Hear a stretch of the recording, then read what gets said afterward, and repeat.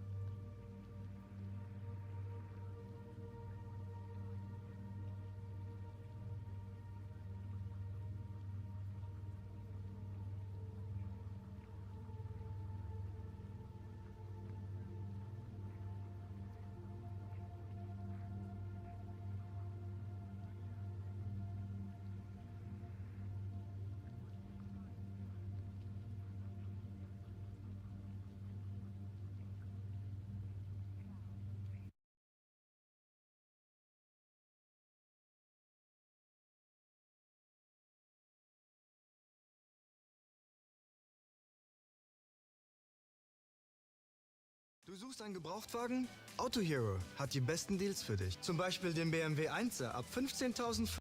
If we look at the other assets the government holds, there's a massive opportunity to sell in Fort Knox and actually put it to use. And when we hear the gold proponents talk about the utility of gold,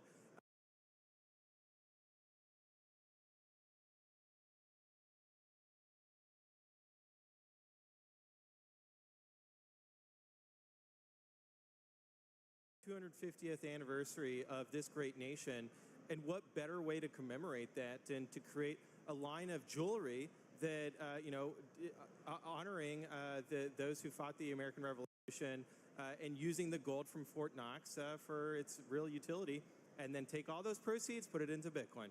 Using the gold, holding on to Bitcoin. Eric, over to you. You wrote an amazing book about how Bitcoin empowers the individual. What does it make you feel like to hear all this talk of governments adopting Bitcoin, corporate treasuries, all this kind of stuff?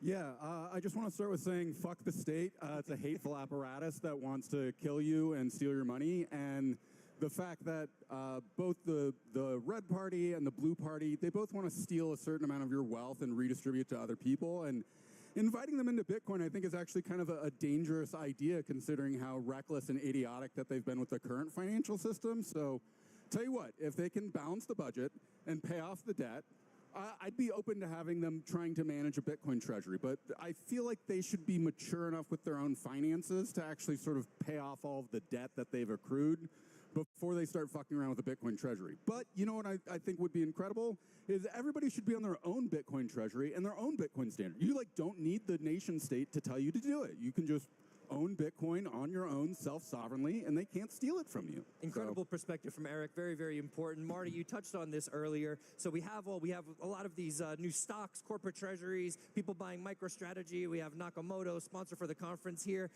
What's the message to maybe new Bitcoiners, people who are interested in investing in Bitcoin, speaking to this idea that Eric just talked about, this idea of self-sovereignty? Yeah, I completely agree with Eric. The real strategic Bitcoin reserve is a Bitcoin held in individual wallets. And to anybody out there new to Bitcoin, seeing this publicly traded treasury strategy, keep it simple, stupid. Stay humble, stack sats. Boom. You can download Strike, you can download River, Cash App, whatever it may be. Just buy Bitcoin directly and then learn how to secure it properly and create your own strategic Bitcoin reserve. That is how America will succeed in the long run. Fair enough. Pierre, what do you say to people? So, well, it's too hard. I don't want that responsibility of managing my private keys. Well, the products are getting better and better every year, so it is getting easier and easier. And I also think that when we look at the institutional adoption, the logic described at the individual level is the exact same reasons why a corporation and why a government should hold Bitcoin as well. And with regards to Eric's point about the national debt, I think the only realistic path is to outgrow that national debt. And the only asset that is going to maximize the growth rate over the long term is Bitcoin. And so to me, Bitcoin is a way to bail out the government, bail out the financial system, so that everybody who is a normal civilian that is relying on that, on the benefits, right, from these entities, whether it's insurance companies, pension funds, or Social Security, that they get made whole. And so I think that's why it's really important to have a smooth, gradual transition to Bitcoin by adopting these reserve policies for all these different entities. Okay, excellent. Eric, what would you say to people who are saying, you got into Bitcoin early, many, many years ago, you were early at Coinbase, you're a holder from early on. People might, Pierre's talking about this growth that we're going to experience in Bitcoin. What would you say to people who say, I'm too late? Like Bitcoin it's at $100,000, 12 years ago, 13 years ago, it was trading at three-digit figures, $100 or something along those lines. What message would you give those listeners? You either get it or you don't. I don't have the time to explain. And I really would love to try, but the sincere answer is most people aren't actually interested in answering the question in a meaningful way, and they want to know how are they going to get more of the dollars. And this is the exact problem. You don't need more dollars. You need some amount of Bitcoin that will continue to accrue wealth over time. And until people really want to start asking these questions on their own, I've personally found it quite exhausting and difficult. But if people are open and willing to sort of, pull on the thread to see where it goes, you can get pretty far. I think a good way to frame it is you throw it back at them. Is it a bad time to adopt the internet?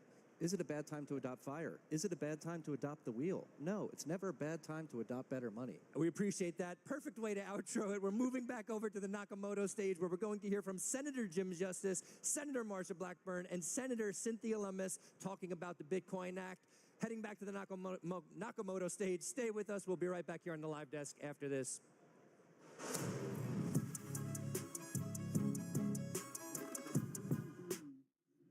A few years back, she's 5 years old now, all of a sudden, right over my shoulder, my son and daughter reached this little 10-week-old bulldog puppy. Well, I had no idea that she was going to turn into what she's turned into, but literally we had our first grandbaby at the time. He was 2 years old. December 7th was his birthday. He knew some words and he could talk, but he surely didn't know what the word puppy was. Well, she's down in the presence going around everywhere. He's down in the presence going around everywhere. And all of a sudden he turned around out of nowhere and said, "Where'd that baby dog go?" So we named her Baby Dog. And it always seems just fitting and everything that I knew she was going to grow into this. She's grown into a 60-pound brown watermelon, and she's my buddy, and she loves all y'all. And she loves Bitcoin. Thanks for being here. We're excited to have her on stage with us. So now on to the topic at hand, the Bitcoin Act. I'm joined by three of the most pro-innovation, pro-Bitcoin members of Congress today. And Senator Lummis spearheaded a bill to create the Strategic Bitcoin Reserve. Thank you. And they all recognize that what Bitcoin means to all of us and the nation at large. So, Senator Lummis, I thought we would start with you and talk about, have you had conversations with the president? What is it going to take to get this signed into law? It's great to be back at Bitcoin 2025. Thank you all for your help in the last year, bringing the Bitcoin Act to the attention of the American people and the world. President Trump supports the bill, and he has a team in the White House working on digital asset issues, everything from stablecoin to market structure to the Bitcoin Strategic Reserve. And they will probably roll out in that order. The Senate Banking Committee has passed the stablecoin bill out of committee. We're getting close to being ready to have it on the floor. We've worked for untold hours with the minority party to satisfy them, and we should be voting on it the week we get back from this break. Then we'll do market structure, and then we'll do the Bitcoin Strategic Reserve. And at that time, we'll be calling on you to help members of Congress in your states understand the importance. It's so important strategically to our country. Other countries are moving in the direction of establishing strategic Bitcoin reserves. The United States needs to lead in this area. I agree. Our nation is $36 trillion in debt. How can this strategic Bitcoin reserve help right this ship? Senator Blackburn and then Senator Justice. Yes, Lauren, and thank you so much for being here with us today, and thank you to all of you for being here and for the support that you have given us over the past year. Some of us have talked this morning about how we think that the Bitcoin conference in Nashville, in my home state of Tennessee, was really kind of a turning point for bringing things forward and pushing forward on things like Cynthia's bill for the Strategic Reserve, and that is where she introduced that bill at the conference in Nashville, and we're all supporting her efforts. And the reason this is important is that a Bitcoin reserve will provide an alternative and some stability that you don't get from government bonds or from a fiat currency or from gold. And it is important that we have that option. I think also, Lauren, as we look at this, knowing that our allies watch what we do, that it is important for us to take these apprehended assets that we have, the Bitcoin that government already owns, and use that as our nest egg and continue to buy and feed into that. I agree. Senator Justice? Well, first of all, let me just tell you this. I'm a business guy. I'm not a politician. I'm the new kid on the block.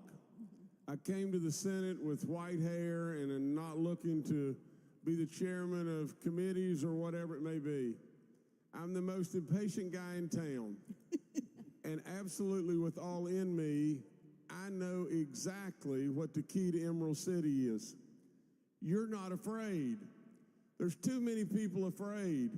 But Bitcoin represents protection. It represents strategic. It represents pragmatic. It represents growth. We're $37 trillion in debt today. $37 trillion. You hold the key to Emerald City right now. And what we've got to do is some way, somehow, bridge that key and make it become a reality. You hold so much power. Absolutely, we need every single last one of you. But today's our day. We can do it today. Thank you so much.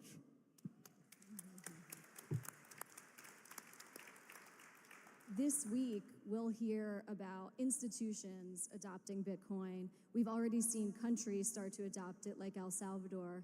How important is it for the U.S. to lead, Senator Lummis? When China forbade mining of Bitcoin, they did the United States a big favor because a lot of those mining operations came here. President Trump has declared his stand for making Bitcoin mining and America conjoined. And so that's a good area to start. But having a strategic reserve is the ultimate way of having geopolitical advantage. I've talked to generals in our military who understand that economic power is as important as military power in addressing aggressors around the world. And there are generals in our military right now who are big supporters of having a strategic Bitcoin reserve for that reason. Then we have states, which have always been the incubators of innovation. Senator Justice was the governor of West Virginia. Senator Blackburn's going to be the next governor of Tennessee. The states are where the innovation is occurring. So you have Arizona, Texas, and New Hampshire that passed strategic Bitcoin reserve bills this year. You had 30 states consider strategic Bitcoin reserves. We have the United Arab Emirates purchasing Bitcoin through American exchange-traded funds. That's good for America because they're going to build their sovereign wealth in Bitcoin through an American ETF. We have the Czech Republic investigating through its central bank, adding Bitcoin to its diversified asset allocation. So it's happening all over the world. The United States often has led through the states. It's leading again through the states. But it's important that our government include among its strategic assets Bitcoin as digital gold. We have about 5% of the world's gold in the United States in reserve. We need to have at least 5% of the world's Bitcoin in reserve. Yes. Absolutely. To complement our strategy with other strategic reserves, Senator Blackburn, how do you look at Bitcoin alongside the other reserves that we have in this country? Well, and we should do that. And that's why getting this strategic reserve fund in place is so vitally important. You know, one of the things that happens is that many of our allies follow what we do. So and if you want to get a good in the moment snapshot of this, watch what is happening with the tariff and trade negotiations. Everybody wants to be a part of our market. They want to be a part of our trade, and they will follow what we do. And as Senator Lummis said, we already see countries that are establishing these reserves. So it is vitally important that we hold this as a portion of our reserves. Now, Senator Justice mentioned the nation's debt, and knowing that we can continue to buy, the supply is limited, you've got 21 million coins, knowing that we can use this as a store of value, and knowing that we can hedge against that debt as we begin to work to pay down that debt so that we remain a solvent nation. This is one of the instruments that we have. You know, we talk a lot about using all the tools in the toolbox. This is a tool that we can add to that toolbox, and we should do that. Another thing, Lauren, that I think we should do to show the importance of Bitcoin is to have those ETFs available to federal employees on our federal retirement options. That's very good. And the message that that would send of the recognition of this. And President Trump has been absolutely stellar in creating the environment and providing the support that is necessary for us as legislators to move forward confidently in this space. That's such a great point, and adoption continues to grow. Look at this conference. Every year it keeps getting bigger, and I think that trend will continue. Senator Justice, how do we bridge the gap so that adoption continues, and how can we meet communities who haven't been as fanatical following as this group here? Well, I'd like you to really pay close attention to me just for a second. First of all, I've had the opportunity to be the governor of West Virginia for 8 years, and now I'm in the U.S. Senate. Honor beyond belief. But with all that being said, when I walked in the door as the governor of West Virginia, it was as upside down could possibly be. Maybe in a lot of ways similar to where we are in America today. Now, the whole thing, as I see this entire situation, is just one thing and one thing alone. You know, Senator Lummis just said, we've got to get the economics right. Many people ask me many times as governor, what's the most important thing you do? And I'll promise you this, it's all about the economics. Because when you have the economics right, you can do all kinds of things for all kinds of people. And if you have the economics screwed up, you can't do anything for anybody. This absolutely makes everything happen from the economic standpoint. It absolutely does all the other stuff. But when it really boils right down to it, what do we really do here? We make real headway in the national debt. We make real headway in people's lives. But here's the problem. Toby and Edith don't get it yet. And you may wonder, well, who are Toby and Edith? Toby and Edith are the voters. Now, with that, just stay with me just one more second. Here's the deal. If we get to a time, and let's hope and pray we get there, to where Toby and Edith are using Bitcoin at Walmart. And absolutely, as they use Bitcoin, they're saving themselves all kinds of money. Yeah. They're not only doing that, they're contributing to all kinds of goodness, and it's happening all over the place. How do we make all that happen? Because they don't understand. It becomes a marketing problem. It becomes an understanding problem. But let me just tell you just this. When Toby and Edith get it, then everything starts happening at light speed for all of us. All the legislation, everything in every way starts really happening like light speed. And why? And here's the whole why. Toby and Edith vote. All the politicians want to get reelected. Toby and Edith control the absolute control. So with all that being said, we got to do one thing. We got to make sure wherever we go, we bring Toby and Edith with us. If we bring Toby and Edith with us, all kinds of goodness will happen.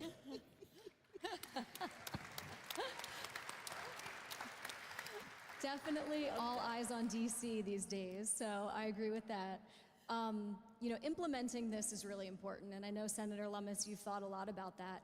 How does the reserve become implemented in a way that's responsible? When you're 37 trillion in debt, you don't want to borrow more money to buy Bitcoin. You want to use assets that are underperforming and convert them to Bitcoin.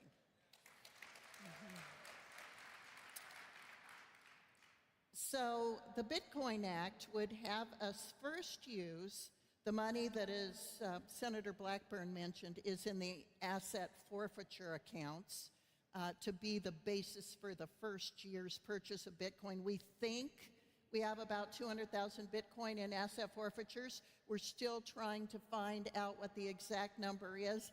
Now it's been classified, so the three of us are going to have to go to a classified briefing to understand why they classified the asset forfeiture funds in Bitcoin. Right. That said, then in years 2 through 5, we can buy 200,000 Bitcoin by converting what we have in what's called gold certificates.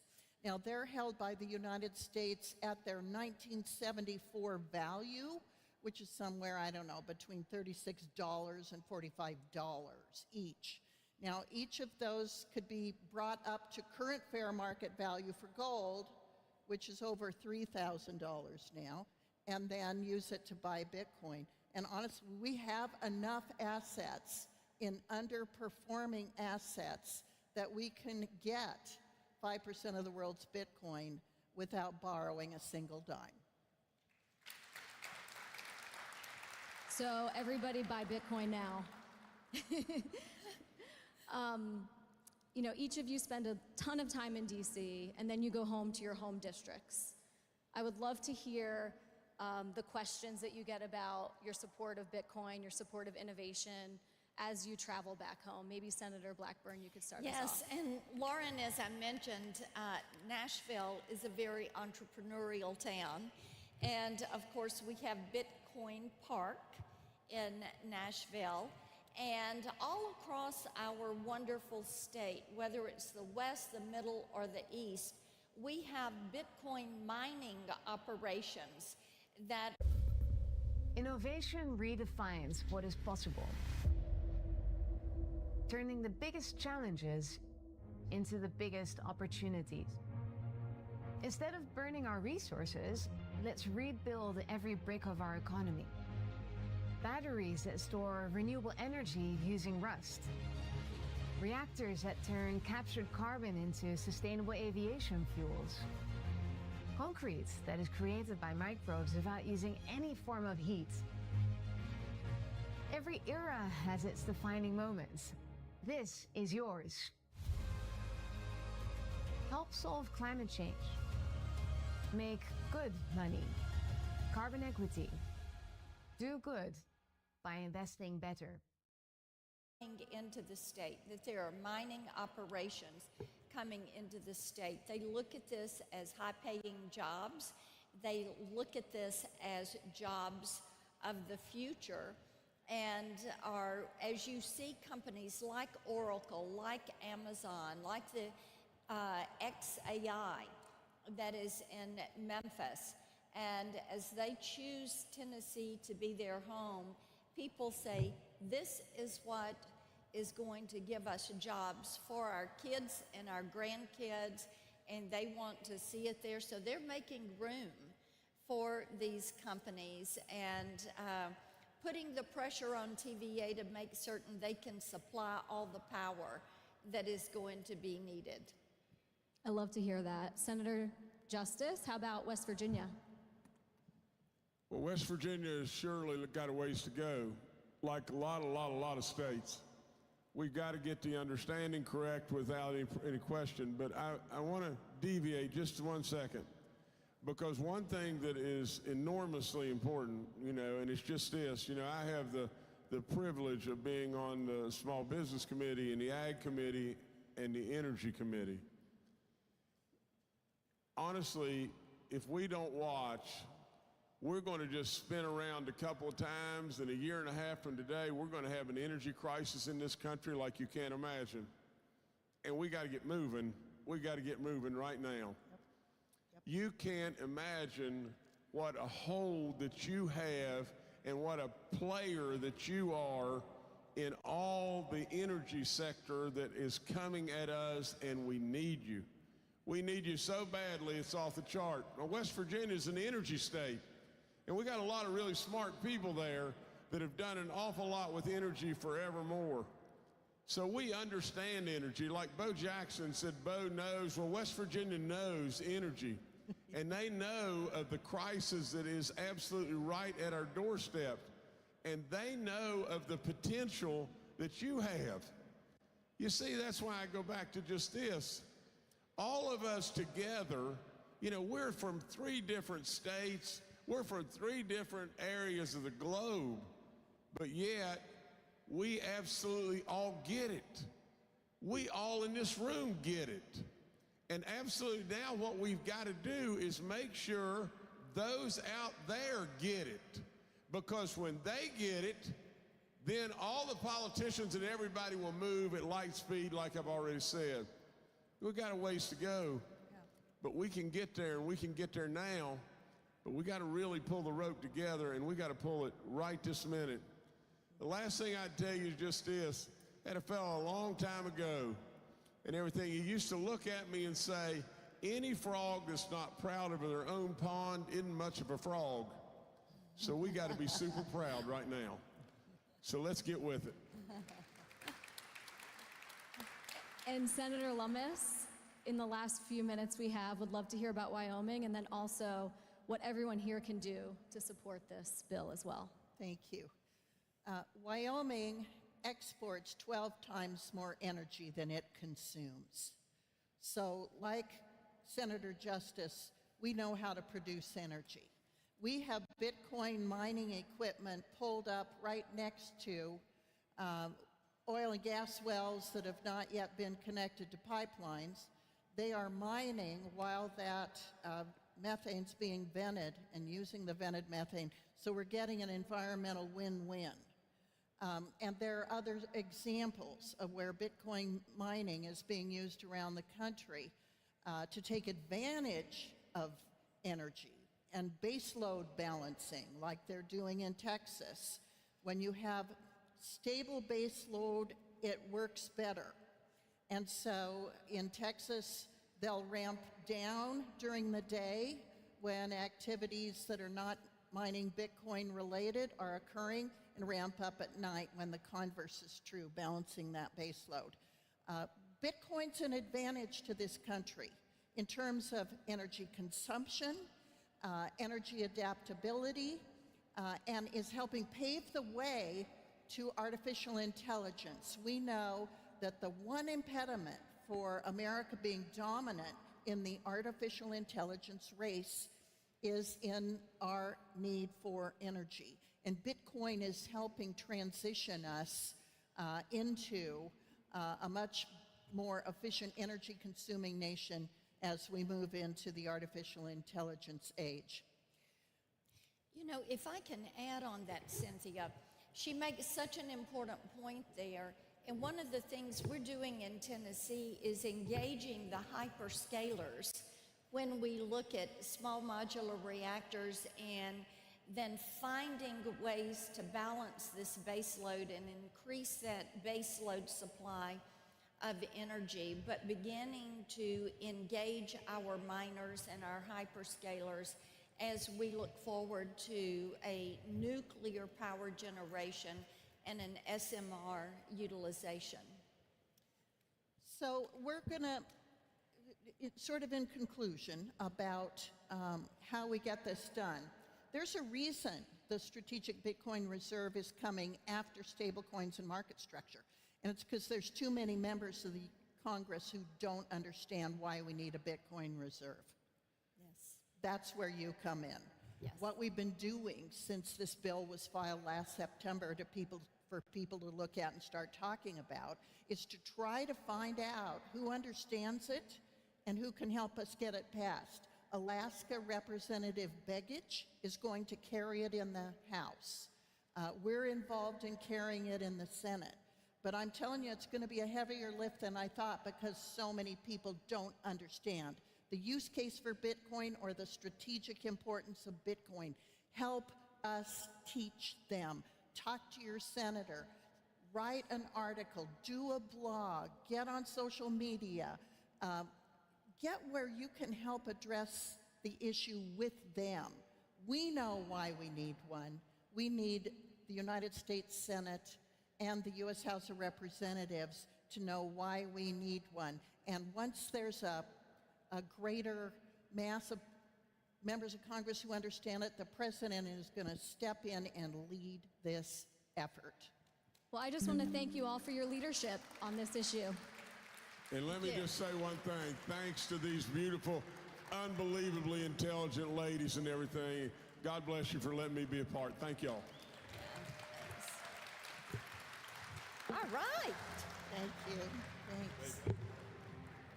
Wow. What an incredible...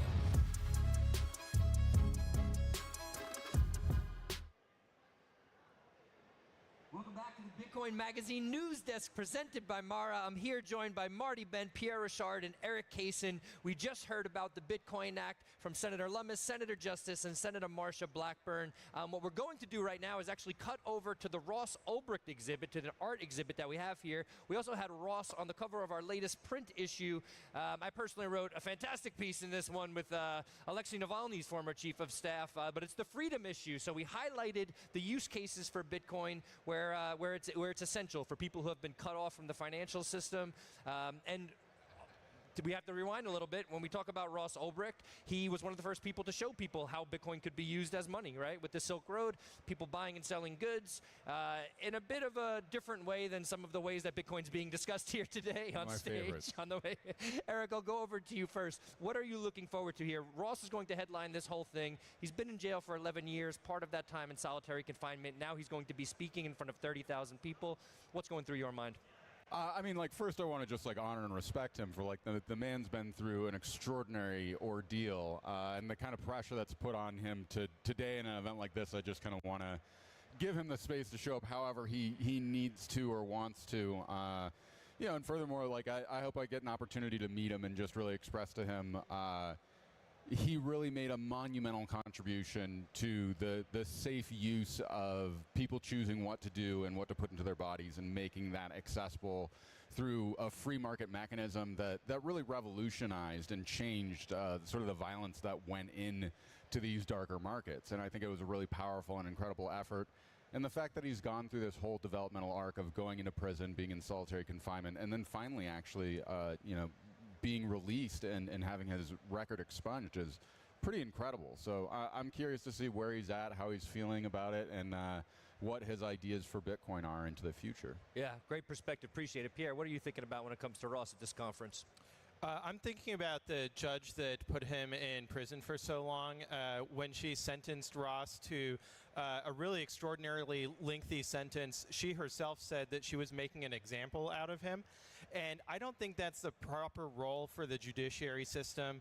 It's not what we should be using prisons for, to make examples out of people. We should be using prisons to keep violent criminals out of society so that they don't do more crime. So I think that he was a political prisoner and that President Trump, much to his credit, at this conference in Nashville last year, promised to free him, and then did exactly that in very early in his administration. So I think it goes to show that voting matters. Elections have consequences, and Ross, the injustice that was done to him has now been corrected, and so I'm looking forward to hearing what he has to say today. Appreciate that, Pierre. Marty, I'm going to come back to you. When we come back from the Nakamoto stage, we have to head back over there right now, though. We're about to hear from Faryar Shahzad, Rosie Rios, Chris LaCivita, Brian Jack. We're going to be talking about America at 250 years old, the America 250 celebration, and the next golden age of America, and how Bitcoin will be a part of that. Stick with us. We're heading back to Nakamoto. We'll be right back after this.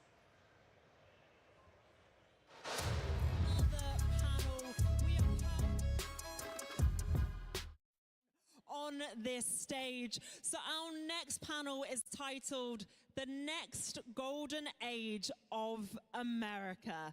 So please join me. Let's get lots of energy in here.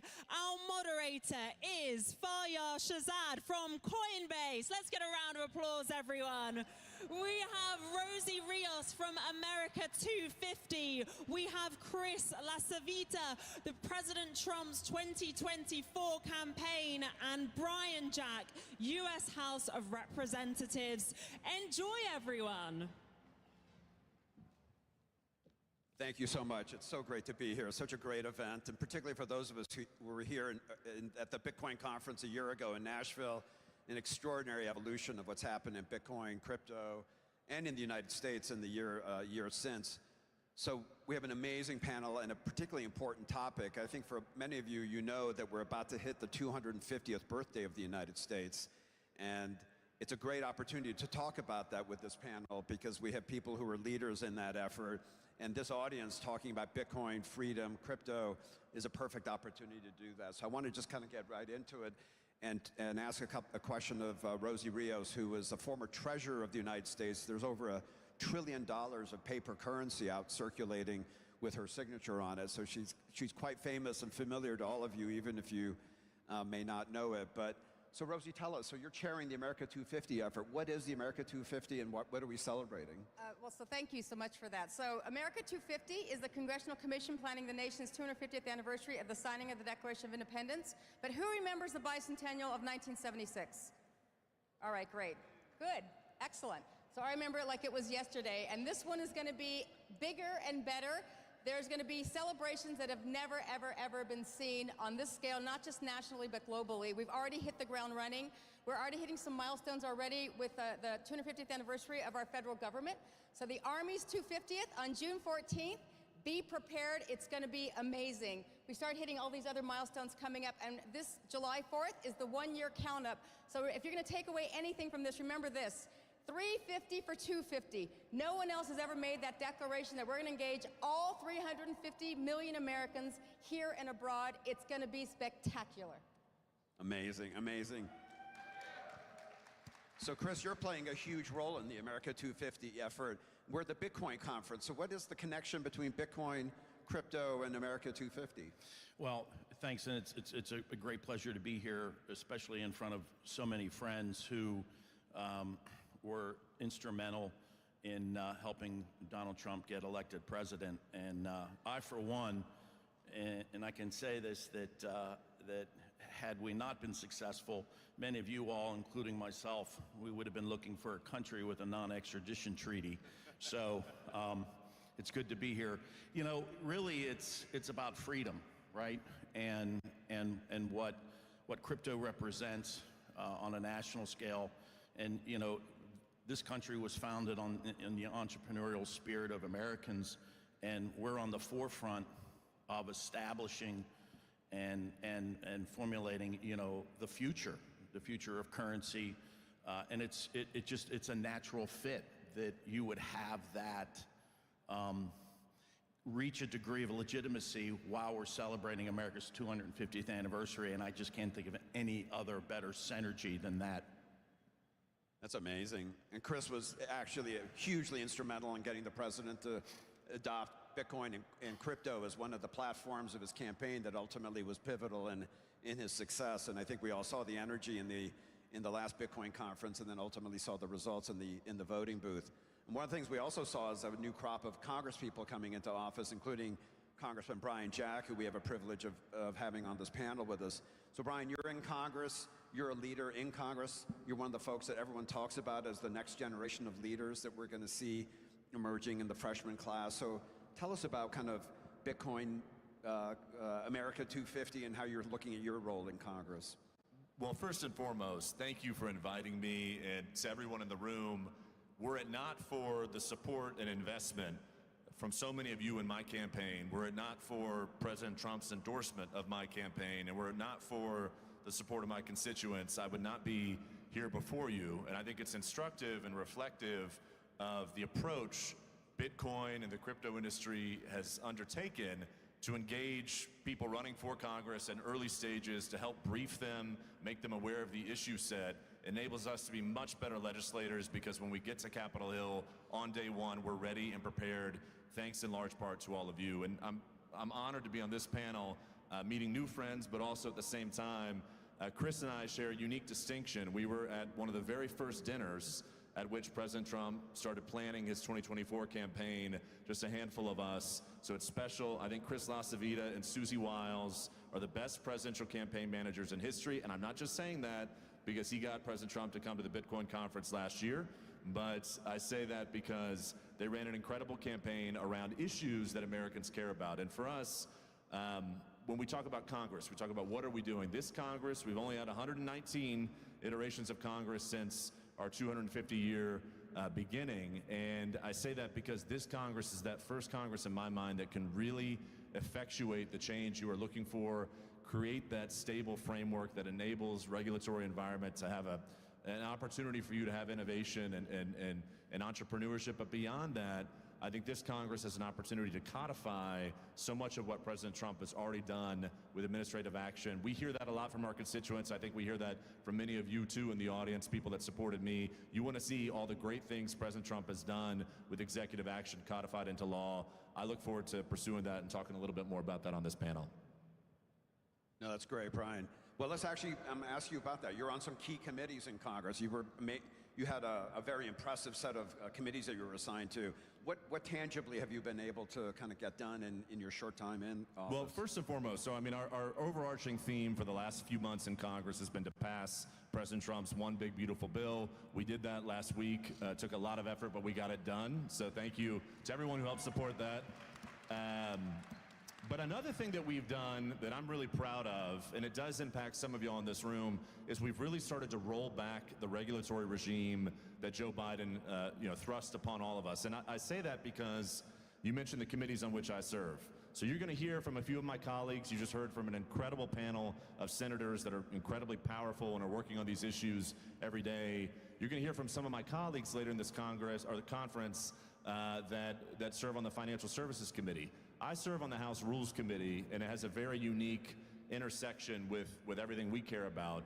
The Rules Committee was the first committee ever formed by Congress. It was constituted the second day of the first Congress. It's the same committee through which James Madison moved the Bill of Rights, and it's the last stop for any legislation before it hits the floor.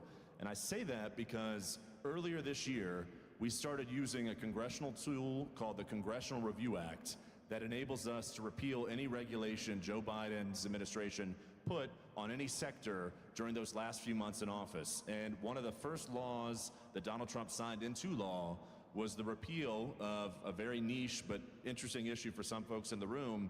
It was a policy that the CFPB thrust upon the industry in December that really helped them regulate, if you will, or over-regulate payment processors. So a lot of the payment processors that process Bitcoin, process crypto, they were going to be under these incredible burdens by CFPB.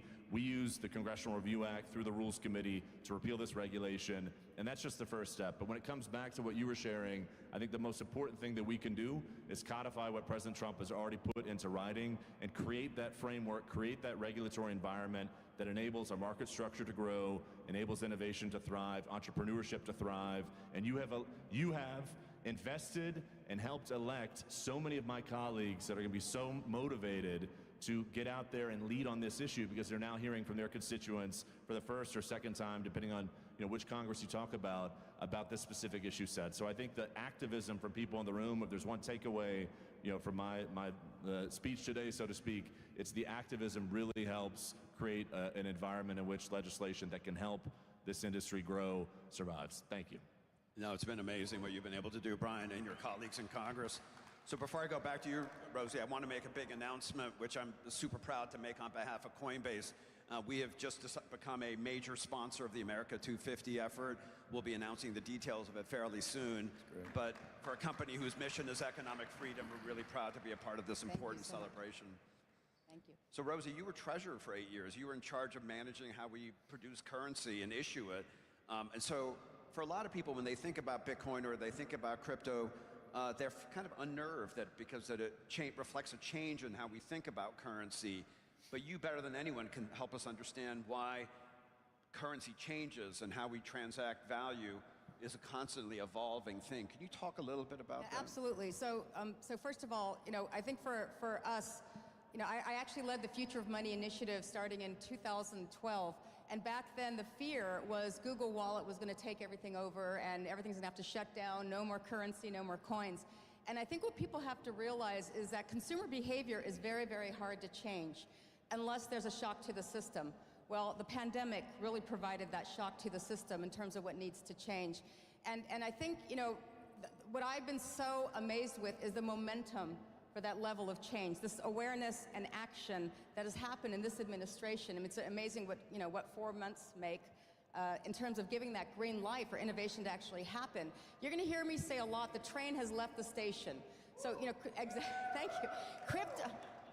Bitcoin is here to stay. Blockchain is here to stay. And the unfortunate part about government traditionally, it doesn't lead, it follows. And a lot of it is because you don't have a lot of the kind of the subject matter experts who are literally coming into government. And so that's why the fact that this administration has taken the lead to form these task forces, to actually bring business and the expertise into those conversations, we're literally playing catch up from the last 10 years where things didn't happen. Now things are happening. And the fact that there's now this momentum, that clarity is going to happen now for the very first time, that's going to allow this innovation to take place. I mean, the job that we need to do as government officials is stay out of the way. How do we provide those wings? How do we literally provide the ability for those guardrails and for the regulatory framework that's going to be needed for folks to do their job? And so I think, but it's going to take time. I mean, we have the... My work is easy because I use ClickUp. Here's how I keep track of all my tasks. I start by brain dumping everything I need to get done in a list view. Next, I set a priority and a due date to keep things on track. I create custom statuses to organize my progress exactly how I want it. I like to add the action items field so AI can show me the next steps. I add my teammates as watchers so they're in the loop. ClickUp makes work easy, from personal projects to running a multi-billion-dollar company. Click the link below to create your workspace for free. Much more support, and that goes, by the way, for the administration on the 250th. I mean, on President Trump's 10th day in office, he issued the executive order forming Task Force 250 to hit the ground running. I've been on this commission now for 7 years. But in the last 4 months, we've gotten more stuff done than the previous 7 years combined. And Chris has been part of that team, by the way. That's the green light we all need to move forward. So Rosie, you alluded to this, but just to say it out loud, I think it would surprise people to know that you were the treasurer for 8 years under President Obama. I think for a lot of us in our community, we sort of think it's become a partisan issue. Democrats on one side against Bitcoin and crypto, and Republicans in favor of. But there's so many smart Democrats like you who are on the front end of this. Can you talk about look, I'm a fiscal conservative. I always have been. I've been a disciple of blockchain in general for years. And so, I feel like the rest of the world is just catching up to this. So I don't think it's a DNR issue. And by the way, we are by law mandated to be bipartisan for the 250th, by law. So, look, I come from a family of 9 kids. 4 of us are Democrats, 4 of us are Republicans, and I'm the only one that's kind of a fiscal conservative in the middle, but with moderate views. And I think if we learned anything from this last election, those borders, boxes, and boundaries don't exist anymore. Look what Trump is doing for the next generation of voters, right? People didn't see that coming, where people thought millennials and post-millennials were going to be traditional kind of progressives. That's actually not the case. I know Chris can cite this better than I can, but I mean, the percentages of Trump's support for the 18 to 29 age category was phenomenal. And, you know, if you want to see the future, go talk to a millennial or post-millennial. That is absolutely the future. So, Chris, when you were co-manager of the Trump campaign, and you were there, obviously, for every big decision they made, a lot of those decisions that the campaign made under your leadership were counterintuitive or seemed counterintuitive, and then in hindsight were prescient and strokes of genius. One of the big ones was to adopt Bitcoin and crypto as a big platform for the campaign, which everyone didn't understand at the time. But can you kind of talk about the evolution of the president's thinking on the issue and how you looked at it as an electoral opportunity?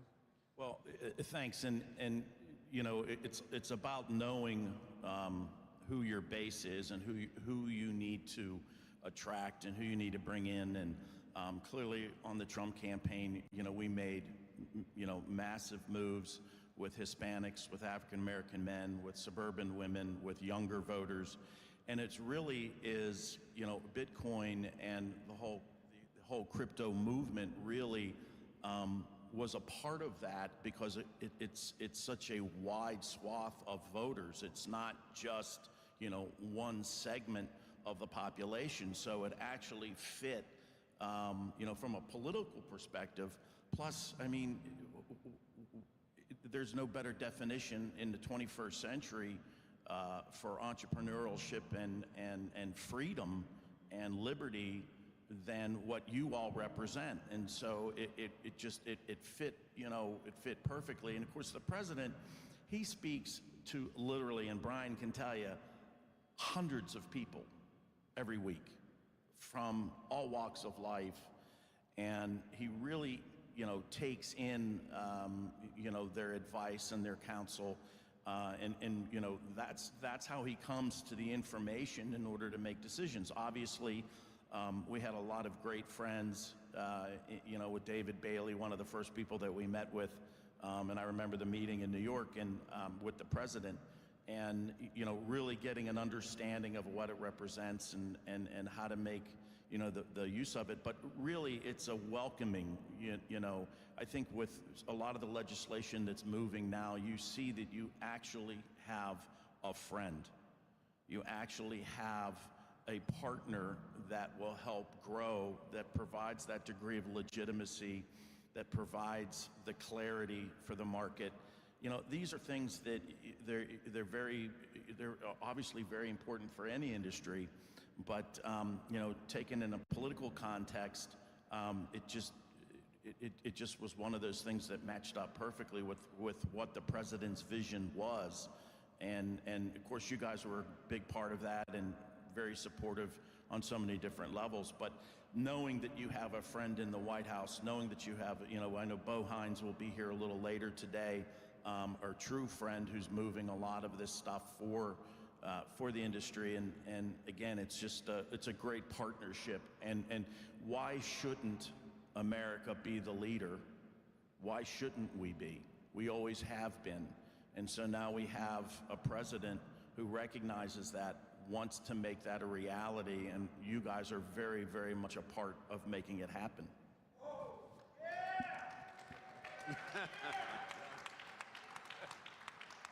Hey, Brian, you know, one of the things that we did at Coinbase in trying to activate the crypto voter was to create this thing called Stand With Crypto, which has now reached about 2.3 million advocates around the country. And for those of you who haven't signed up, I would encourage you to go to standwithcrypto.org and sign up and be heard. But as a member of Congress, there's still a lot of your colleagues who are sort of not with the program and are voting against crypto just reflexively. How important is it for everybody here to make their voice heard, talk to their member of Congress, stand up with sign up to grassroots organizations, and talk to people like your colleagues so that they understand why this is an important issue? Well, first and foremost, I want to say, as it relates to Stand With Crypto, I can't speak more highly enough about the team that is within Stand With Crypto. Nick Carr has been fantastic for me. Everyone at Coinbase, obviously from Brian all the way down, Kara, Paul. But I say that because, I mean, really, which, as I alluded to before, I mean, every member of Congress has hundreds of issues thrown their way every single day. But I think what Stand With Crypto did such a good job. First off, you chase votes. I mean, I got the text message. Granted, I'm Georgia, so I'm in a swing state, but I probably got 30 or 40 elements of outreach, whether it be text, email, phone call, all through Stand With Crypto, that reminded me just how many people within my district care about these issues. And really, I think what you have with Congress right now, we passed the one big beautiful bill in the House. We'll see what happens with the Senate. Hopefully we're able to, fulfill the president's goal of having this signed into law by Independence Day, but that gives us another 75% of this Congress in which we're going to want to make history, and making history with respect to creating, stablecoin legislation, creating the framework that we all need to enable the entrepreneurial spirit Chris alluded to thrive. That's something we can accomplish this Congress, but motivating members of Congress always comes from the ground up. It comes from the grassroots, and you have 2.3 million, but it's probably much more if you think about people that want to see America continue to lead the world in every element of society, every element of business and industry. This is where we're looking to do so. But I'll also just note, as it relates to a role that you mentioned earlier, I'm also the deputy chairman of the NRCC. So I'm the #2 guy responsible for retaining the House majority for Republicans. And one of the things we need to be able to sell victories and wins back home in 2026 in order to continue this Republican majority, to continue to enact President Trump's agenda. And by having the partnership you have in the White House, any politician's priority is where he or she spends their time. Look how many people from the administration are here before you. Look how many people who are instrumental in Congress. You've got our great majority whip, Tom Emmer. You've got Brian Stile, who chairs the subcommittee of jurisdiction through which all legislation will flow. You've got Byron Donalds, who is going to go on to probably bigger and better things. So you've got really good representation. You have the senators here that just talked about the Bitcoin Act. So you've got a lot of people here that are going to help play a leading role in this space, but it's really incumbent upon everybody in this room and everybody that's watching. You got to reach out to your members of Congress, make sure they feel that support back home. 2.4 million, in my mind, is reflective of a movement that's only going to continue to grow as long as you continue to engage. So thank you. Rose. I want to follow up with that. This could very well be one of the most consequential Congress bodies we've ever had in our history. The engagement has been incredible. In fact, we have formed the largest congressional caucus right now. We're 297 members of our America 250 Congressional Caucus. We're actually on track to be the largest congressional caucus in the history of our country. And it's almost split equitably between Democrats and Republicans. People want this to happen. And I want to go on one other point that you mentioned, Congressman, which is the global nature of what we're talking about. This isn't just about the U.S. This is about celebrating being the oldest democracy in the world and what that represents moving forward. So, think about what's happening in 2026, by the way. It's also the World Cup, right? Mostly in the U.S., and 2 short years later is the LA Olympics. You're going to have billions of people watching the U.S. in 2 very short years. And so the eyes of the world are watching. We are setting the tone for what happens, not just in our history, but for the future. And for all of us, again, this is about the American dream.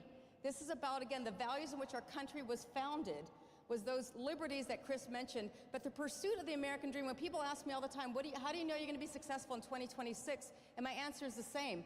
I want as many Americans as possible to feel like this is the land of opportunity all over again. And for Bitcoin and blockchain in general, whoever creates that dominant digital infrastructure will set the tone for the whole global financial system, and it starts here, literally at this conference, with this leadership, with this president moving forward.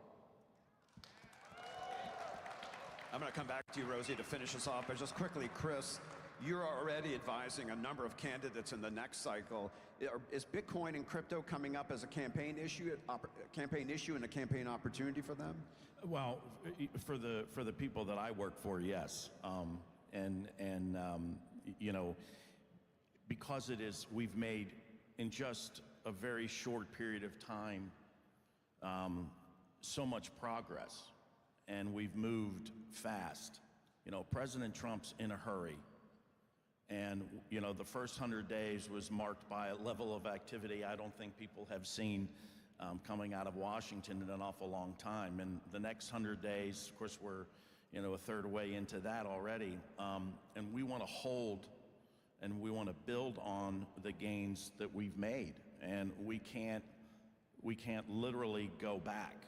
And by codifying a lot of the things that we want to accomplish, we can't do it unless we have the help in the House and in the Senate. And of course, most of my time is spent advising the president's outside political operation, and obviously the entire goal there is increasing the House and increasing the Senate.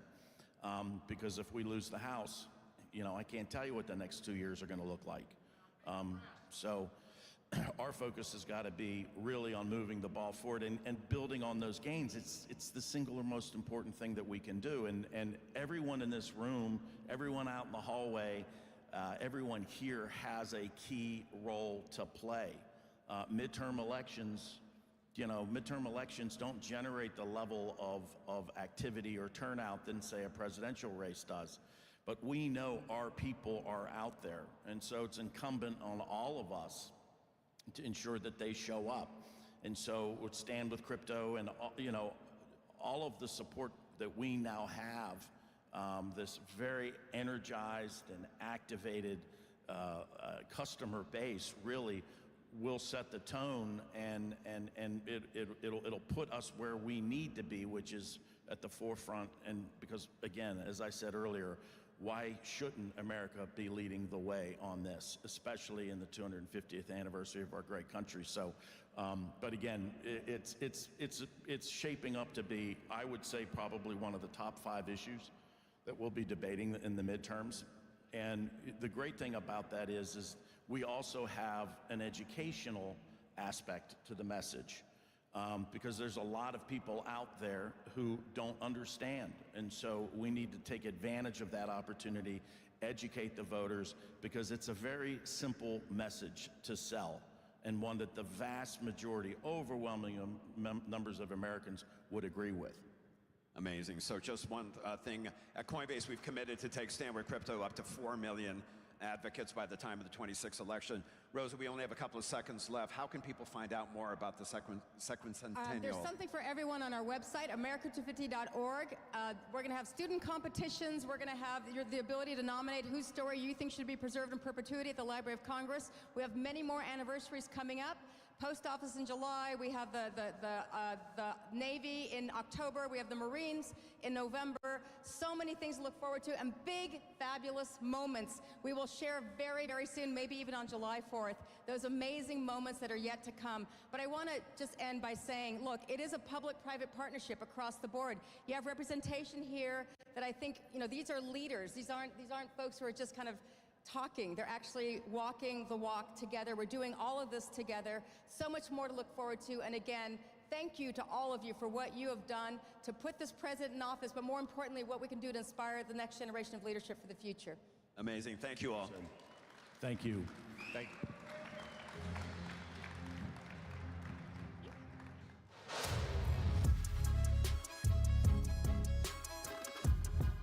If a Bitcoin was the size of a quarter, all 21 million of them would fit inside a single shipping container.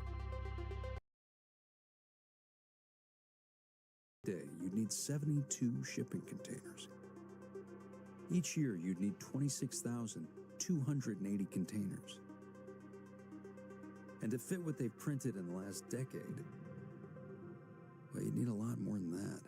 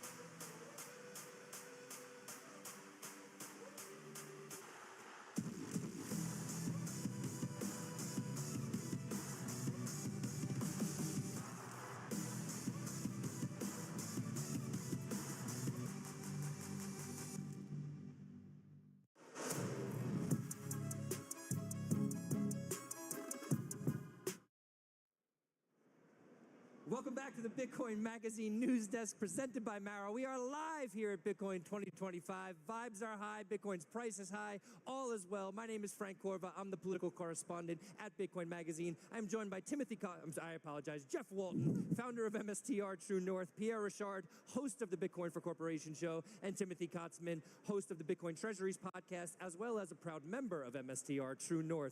We were just talking a little bit about MSTR True North off camera.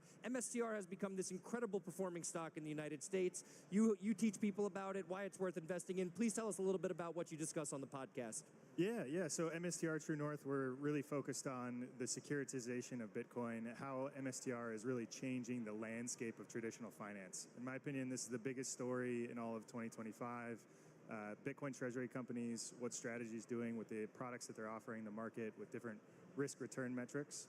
So what we're aiming to do is really provide some education for the market so they can start to think about these different products that they're offering the market. And these are alternative to traditional Bitcoin lending, and they provide a much needed risk return asset for standard or traditional portfolios. So what we're seeing here is the evolution of a Bitcoin portfolio where you can have an efficient frontier of all of these different assets to maximize your upside and minimize your downside. So, Okay.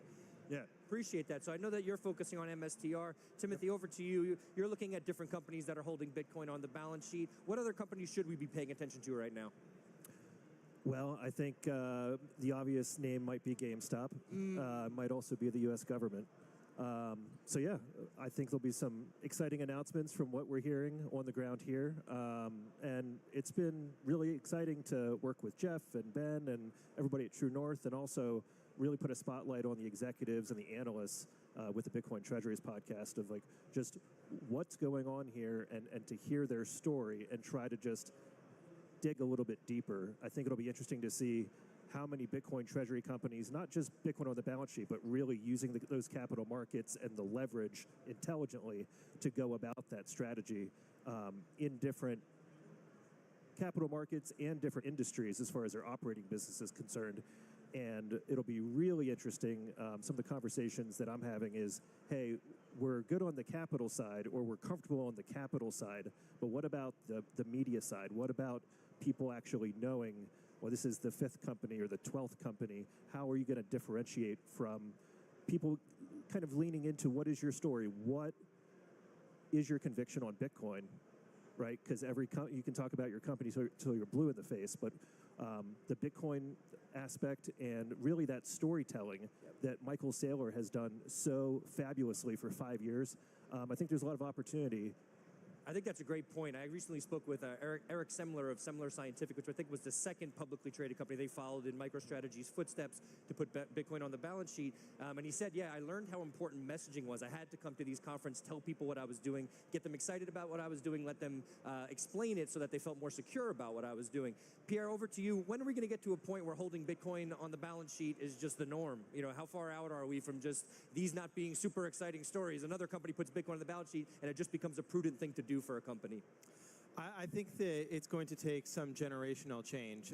When we look at companies that have gotten very close to adopting a Bitcoin treasury standard, sometimes the blocker is just one veto on the board of directors. And so it's really challenging for companies that have developed a track record where they have enough success to not need Bitcoin. Saylor puts it, Bitcoin's on a need-to-know basis. And so that creates a huge hurdle for this trend to spread to other adjacent companies in different industries. On the other hand, when we look at the amount of disruption that's coming in from AI and from regulatory policy, whether it's tariffs or other things, clearly there's a lot of pressure on management teams and boards to find ways to get capital markets to open up and to have access and to be able to compete with these Magnificent Seven that are sometimes quasi-monopolies. And so there is a bit of a trap, but it's going to take a lot of education in order to overcome those overly risk-averse board members who don't understand Bitcoin yet. So that's why I'm excited about the Bitcoin for Corporations podcast, and of course the Bitcoin Treasuries podcast as well. So we just need as much content out there as possible to get the messaging through. Yeah, just as a quick final thought, if you don't mind, Jeff, back to you. Just when it comes to education, how important is that? Really breaking down some of this terminology that might be new to new investors, to new Bitcoiners. How much of a focus do you put on that? Yeah, a ton of focus, right? Because what the world is trying to reconceptualize here is risk. Right, you're comparing the old world to the new world, right? And you're seeing all these new products that have. Jeff, if you don't mind, I just got word from the Nakamoto stage. We do have to cut back over there. I apologize. We're going to be right back with Jeff, though. We appreciate the insights, and I appreciate that emphasis on yet before Pierre as well. But we're heading back over. We're going to commercial break. We're back to the Nakamoto stage, and then we're back here on the live desk. Stick with us here at Bitcoin 2025.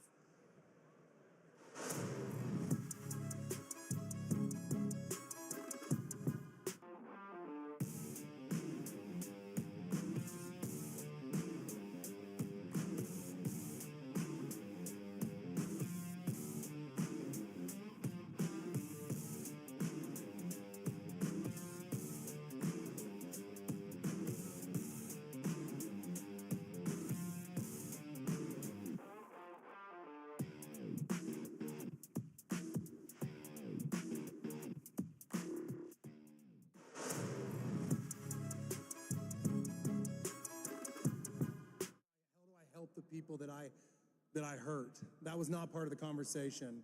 It was punish and send a message. Going to jail for a very few hours was a defining moment in my life. I felt hopeless. But inside the walls where I lost all my agency, almost all my hope, and my freedoms, I met others. I met plebs. I met underdogs, nonviolent drug offenders, and dozens of people who had no hope of getting out. I'm incredibly blessed. I had a fucking badass criminal defense attorney who showed up and ensured that I pled down. The felonies didn't stick. Not everybody has that option. Today, there are problems. Our institutions cannot respond fast enough in the age of abundance with the speed of AI and the changes that need to occur. America was founded on a set of principles that believe that people can self-organize and unite with anyone to do right. When the degenerates left Europe and started to think about this thing called America, the Europeans, the elites, they were glad to see them go. Like, hell yeah, these are the worst people ever. Like, look at these degens. If shit posting was a thing, the founders of America would have been the best at it. I think that's funny. Thank you. Come on, we got to liven up. Come on, that's what I'm talking about. All right. So where are we at today? Well, I told you a little bit about my journey, but it didn't stop there.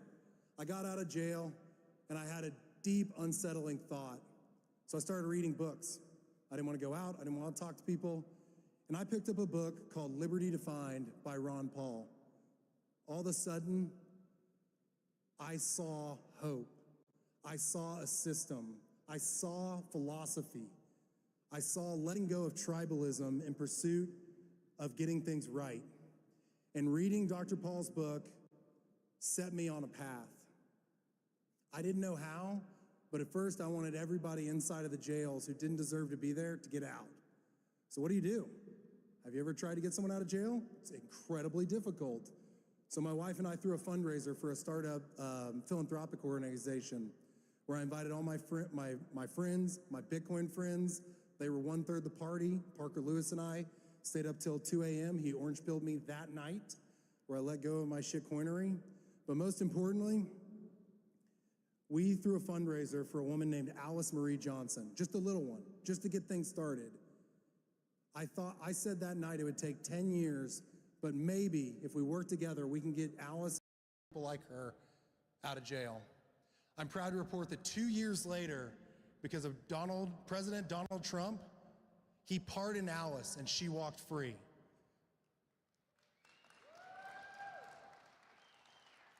Played a super small role.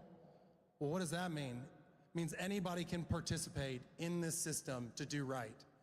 So not only did Alice walk free, but as most of you know, Ross Ulbricht, walks free and hugs his mother because Bitcoiners showed up and were the change that we wanted to see. Few prouder moments than watching Ross and just knowing that he was able to embrace his family. He made mistakes. I've made mistakes. We've all made mistakes. There's a lot of problems in the world. Everybody here wants something. You need something. You're here. Maybe it's because you see something bigger than yourself. I know I do.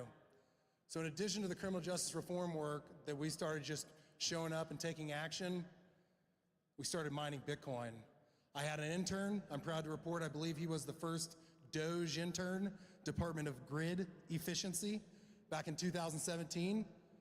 Finished all the work I gave him, started mining crypto in 2017, and all of a sudden we saw a price signal.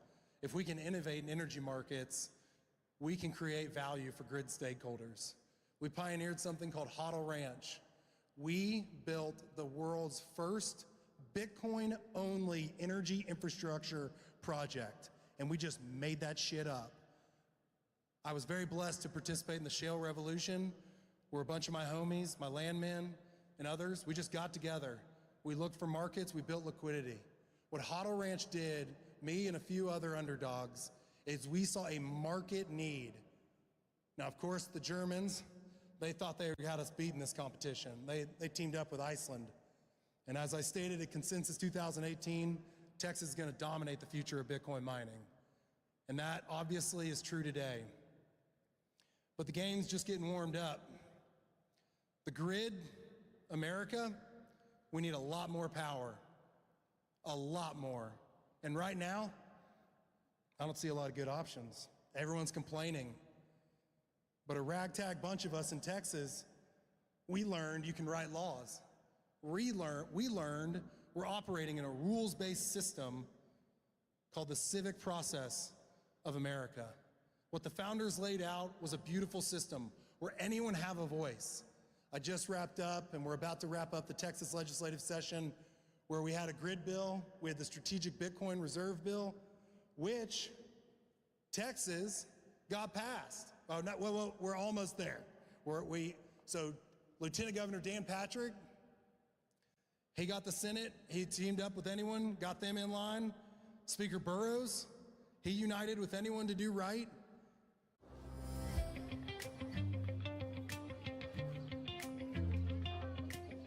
Other plebs and other individuals have come together and are about to send the Texas Strategic Bitcoin Reserve to Governor Abbott's desk. This is monumental. David Bailey, the entire Bitcoin ecosystem, laid out a vision, said we need strategic Bitcoin reserves. I wasn't even that involved. I just said, oh my God, my homies are showing up to Texas, let's get after it. So organizations like the Texas Blockchain Council, they united with people, and they got the strategic Bitcoin reserve on the way to the governor's desk. But there are more problems. Right now, the grid, we have a lot more power. So how do we solve that? I literally learned you can write laws. Anyone in this room can write a law. You can show up to your political member's office. You can unite with them. You can educate them. There are ERCOT protocols. There are PUC rules. Every single person in here is affected by the reliability and innovation on their grids. And every single Bitcoiner can show up and be the change that we want to see in the world. So my call to action today is, I've done a lot of crazy stuff. And there's a small group of us in Texas that are just getting warmed up. But to ensure that America's upcoming 250th relaunch is successful, we need a lot more people showing up. And every single individual can participate in this new system. We're starting with Texas. In fact, we stood up a new trade association called the Texas Bitcoin and Grid Alliance. Me and some homies on email, Telegram, we literally got together and started it the night before my last testimony in front of the Texas legislature. And I was able to tell the Senate State Affairs Committee that a ragtag group of Texas Bitcoin miners are showing up, and we're just getting warmed up. And we just made that up. So you got a lot of options. Bitcoiners have empirically proved that we're here for finance. We're voluntarily changing the financial system, Wall Street, global public equity markets. That momentum is there and it is just getting warmed up. But will Bitcoin's greatest role be in advancing energy abundance or remaking capital markets? I don't know. That's up to you. Where do you want to get involved? Every single person. We have digitized money. We have torn down all rent-seeking initiatives from a legacy system. Before us today, we have the options to change, to embrace the principles that made America great. We have an opportunity. Everyone in this room has an opportunity to be the change. So what do you do with that? What are you going to do? It's up to you.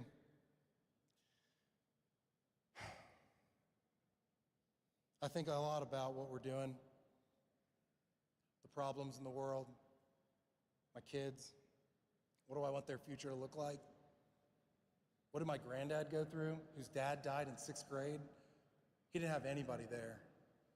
Ended up founding a business in the oil business that set me and my family up for greater prosperity. I never got to meet my granddad, but I think about him often. My dad was a great man. In fact, he's passed away, but he was the first obituary in the world to unite the oil and gas community and the Bitcoin tribe. In his obituary, my brother literally wrote it talking about how when we first started, few people believed in us, but my dad believed in us. And so today, fellow American Bitcoiners, don't ask what Bitcoin can do for you. Ask what you can do for Bitcoin. To the liberty lovers across America and across the world, don't beg for sats. Don't ask America for sats. We don't want to send you sats. We want you to come here. Come to America. Come to Texas. Bring your ideas. Let's build the energy abundant world that America so desperately needs for all. Whether you're a Bitcoiner, still shitcoining, or a recovering fiat bro, ask of us, ask of the Bitcoiners what we ask of ourselves. Integrity, courage, an extremely strong bias for action, and a commitment to first principles. Number go up's the signal, but it's not salvation. History is the final timestamp. Let's build the voluntary parallel systems and for the new American institutions, rooted in freedom, subsidiary, and pleb leadership. History is being written. You are writing it. We do not wait, we trust, we verify, we build. Stack sats like your freedom depends on it. Spend sats on Bitcoin businesses. Speak for those who cannot speak for themselves. Build what fiat won't. The network is strong. The Texas Bitcoiners, our mission is clear. Every single human on earth deserves reliable, extremely abundant, cheap power. To bring that to reality, every single person needs to ask themselves, what change do you want to see in the world? And how do you be the change to create the world that we want to live in? Thank you for your time, and I encourage you to go out and build and unite with anyone to do right.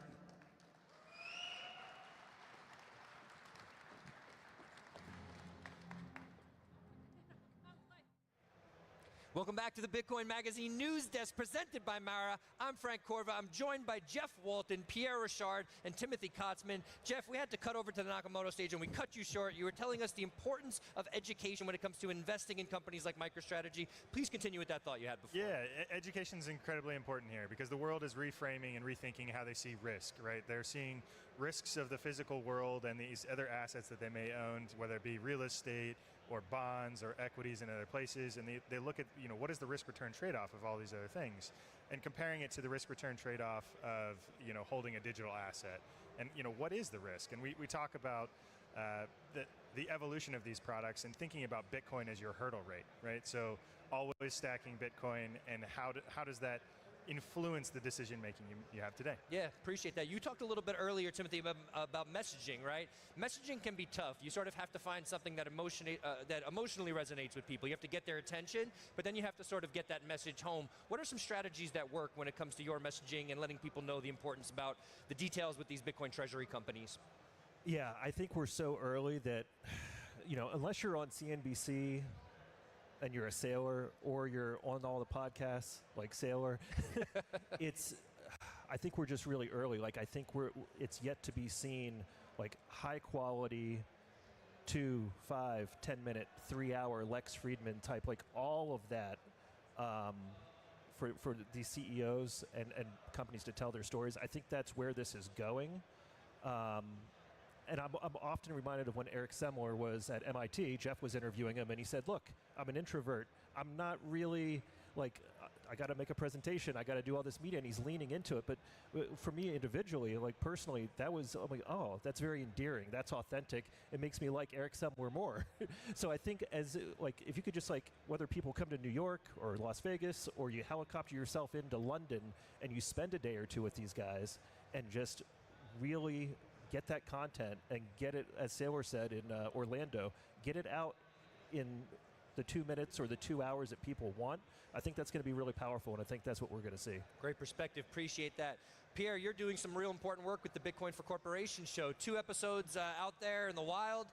What's coming next? What can people expect from this show? What sorts of educational efforts will you be sort of putting front and center? So I think every Bitcoin treasury company has its own story, both in terms of how they got into Bitcoin, but also in terms of what they want to do with it. And whether it's innovating on the capital structure side of issuing securities that have different trade-offs, of some of them want to take on less risk because Bitcoin's too volatile. Others, so that would be like STRF or STRK. Others want to go leverage long Bitcoin, and they might even be thinking about the derivatives around that. And so that's on the liabilities and equity side for these treasury companies. On the asset side, there's also going to be new different strategies. So Sailor has really emphasized just put it in cold storage, don't even reveal the addresses, and keep it passive, right? Others might try to be more active in their management of the Bitcoin treasury. That's going to come with risks. It's going to come with opportunities. So it's going to be interesting to explore those. And then also understanding how does the operating business feed into the Bitcoin treasury strategy, and what are the trade-offs between having a lot of free cash flow in a successful business versus really being desperate and hungry and laser focused on Bitcoin. Appreciate that perspective, Pierre. We are headed back to the Nakamoto stage again here at Bitcoin 2025. Nakamoto stage is next. We'll be right back here at the live desk. After that, stick with us. So my case with you guys is that the last halving of Bitcoin is 2140, is that not? Wouldn't it be cool if we were all around for that? My message to you is that we may be the first generation who won't die. That has been a ridiculous statement from when time began, and this is the first time that has ever been possible. You can see my slides? No? Yes? Oh, there we go, okay, great. Okay, so what I've been doing for the past couple of years is I've been trying to take a qualitative idea of health and make it into a global competitive sport. Give something numbers, status, and ranking, and humans love to play that game. I've tried to be the world's first rejuvenation athlete. So you see here, I've posted, I have the world's best comprehensive biomarkers. I've posted 60 of the most predictive markers for longevity, and I do so in a way to invite others to try to replicate and beat my scores. But it's also a point to try to say, you can, in fact, quantify health. That we are transitioning from a mode of storytelling to a quantified framework. So one thing I've learned is that a unit of measurement is really helpful in longevity. Over the past couple of years, I've been measuring my speed of aging. So inside of each one of you is a clock that tells you how fast or how slow you're aging.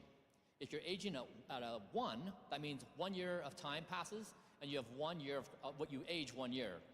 If you are 1.2, you're aging faster than time is passing, and if you're less than, you're slower than time is passing. So, consistent with trying to make this a global sport, I created the Rejuvenation Olympics, where people all around the world are competing to see who has the lowest speed of aging score. I'm currently #1 in the world, 0.54 for my best 3 test score. This means that for every year that passes, I age roughly 6 months. So you can, in fact, meaningfully slow down your speed of aging through various things I'm going to talk to you about today. So you probably hear a lot of things about health. It probably seems all very confusing, and people disagree with everyone about everything. So what do you do?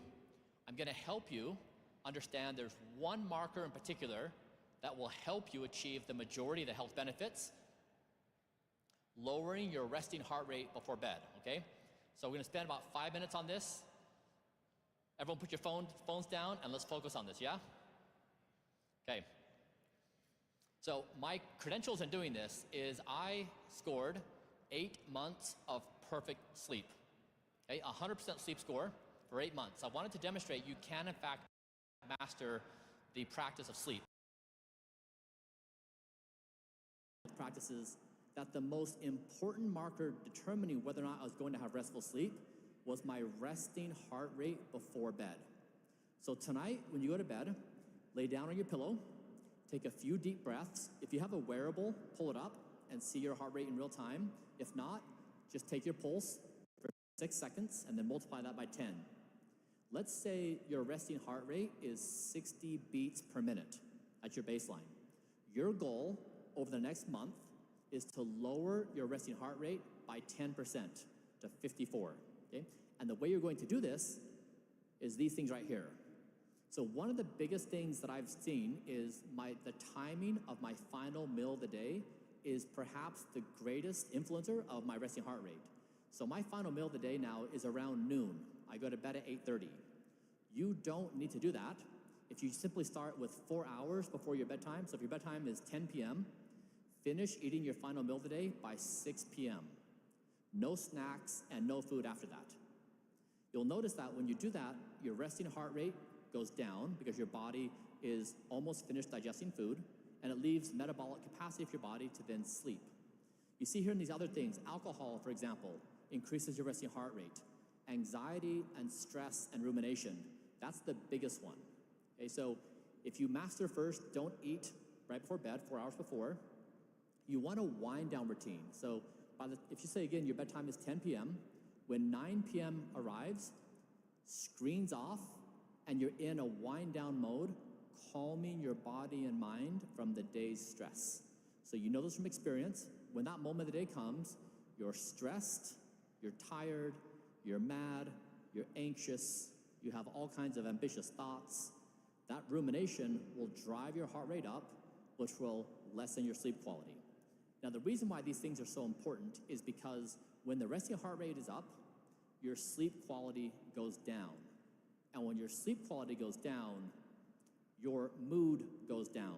Your want of bad foods goes up. So sleep triggers this cascade where you're not going to exercise, you're going to eat bad foods, you're going to put on weight, you're going to have mood imbalances. Sleep is the #1 best performance-enhancing drug in the world. Resting heart rate is the best predictor of your sleep quality. So to summarize health in one statement, if you lower your resting heart rate before bed, you will achieve the majority of the health benefits through all the other things you could do in life. Because it leads to high quality sleep, which then leads to more positive behavior. So I would encourage you, make that your single practice. It's also your accountability partner. So if before bed, you are looking at that pint of ice cream or the bag of chips or the candy, you realize that's going to drive up your heart rate and you're not going to do it. Okay, these are the things I would suggest. It is very counterintuitive in our culture today. I would suggest each one of you build your life around sleep. Okay? Again, this is what I've learned over 5 years of doing this, of having the best biomarkers of anybody in the world. Building your life around sleep is the best thing you can do to make more money in Bitcoin. You guys believe that? You will make more money in Bitcoin if you get sleep. And I know you don't believe, many of you don't believe that. You will. You will make better decisions. Your mood will be more stable. You will make better judgments. Okay?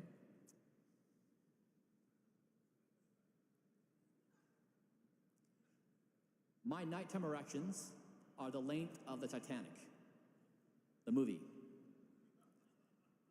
Now, why would I share something like that?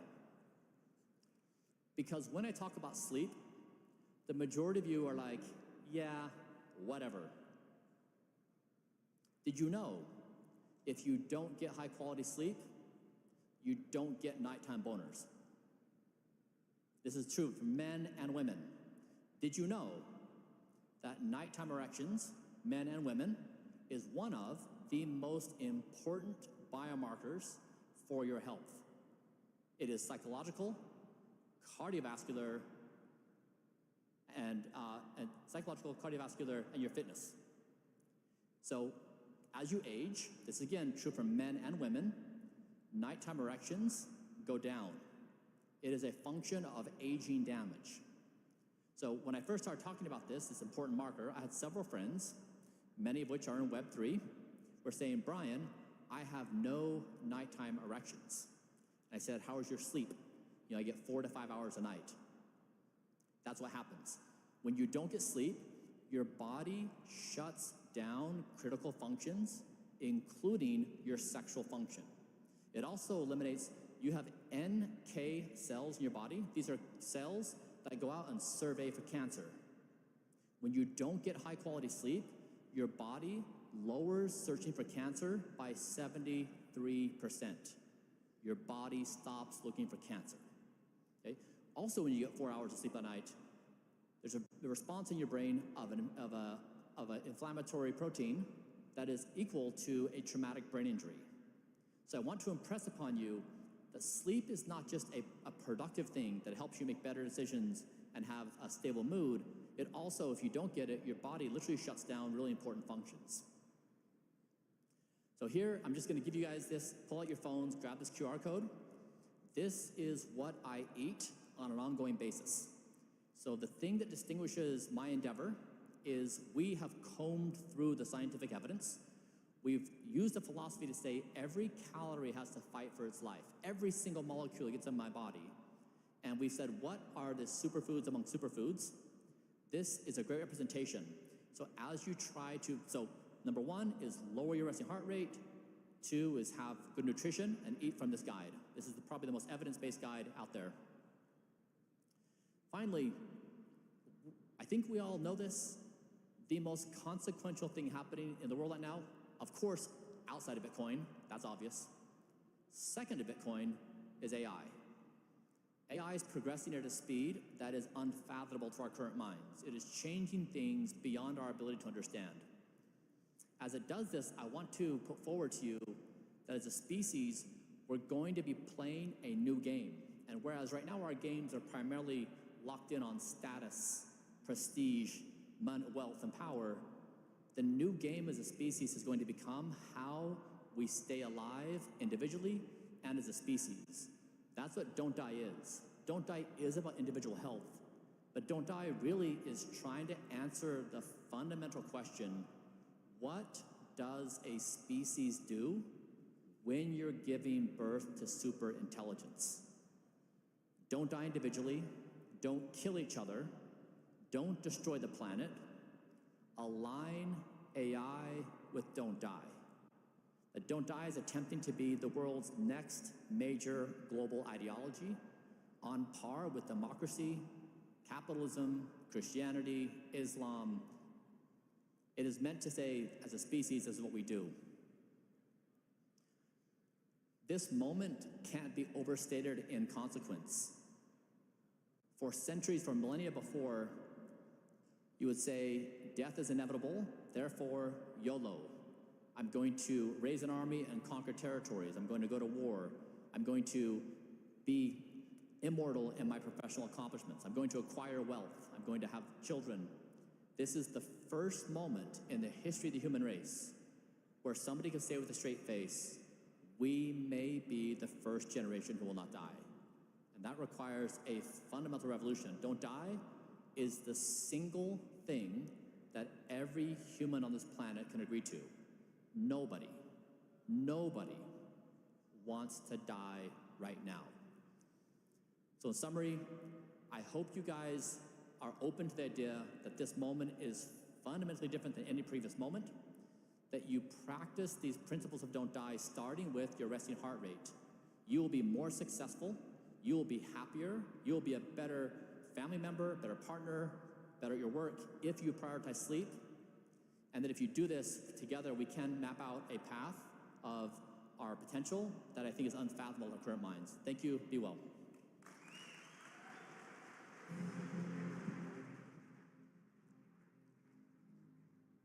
Amazing. Thank you so much, Brian. Is going to be far more intelligent, and I'm already seeing all of the signs of it. The tide of free speech has turned, and it's unstoppable. At Rumble, creators are unfiltered, uncensored, undeniably bold. Powered by our own cloud, we are completely independent. Through the Rumble Advertising Center, we're rewarding authentic voices. This is where crypto creators and communities who value freedom and authenticity belong.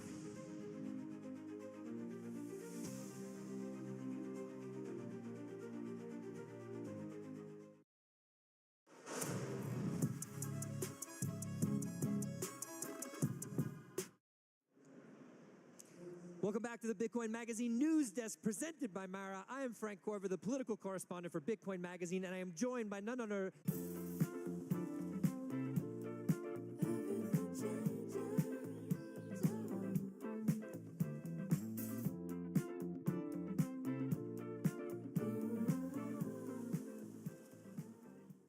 Road. We are now public on the NASDAQ GLXY. Thank you. That's that. Very All right. excited.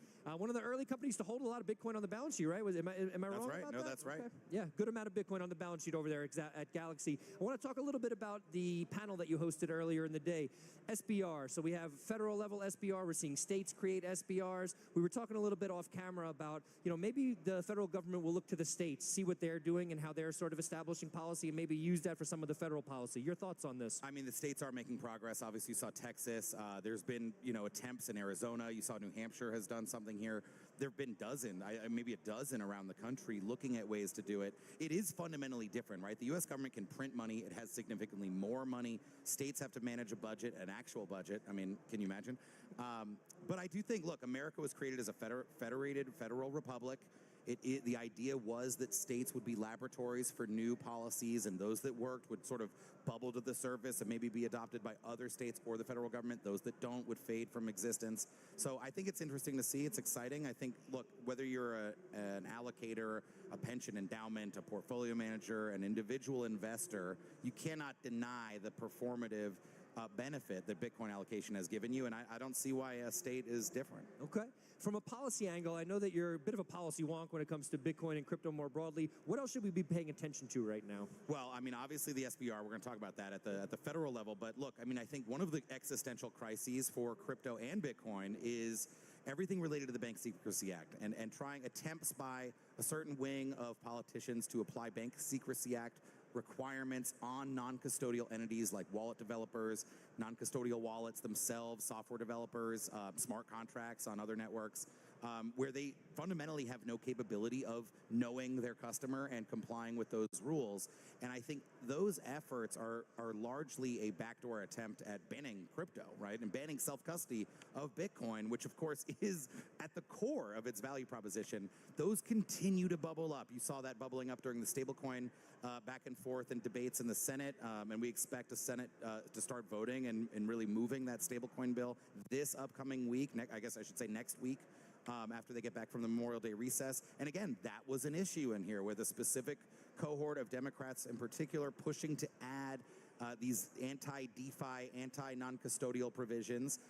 It's been an ongoing issue. Obviously, Elizabeth Warren, the senator from Massachusetts, has been promoting this.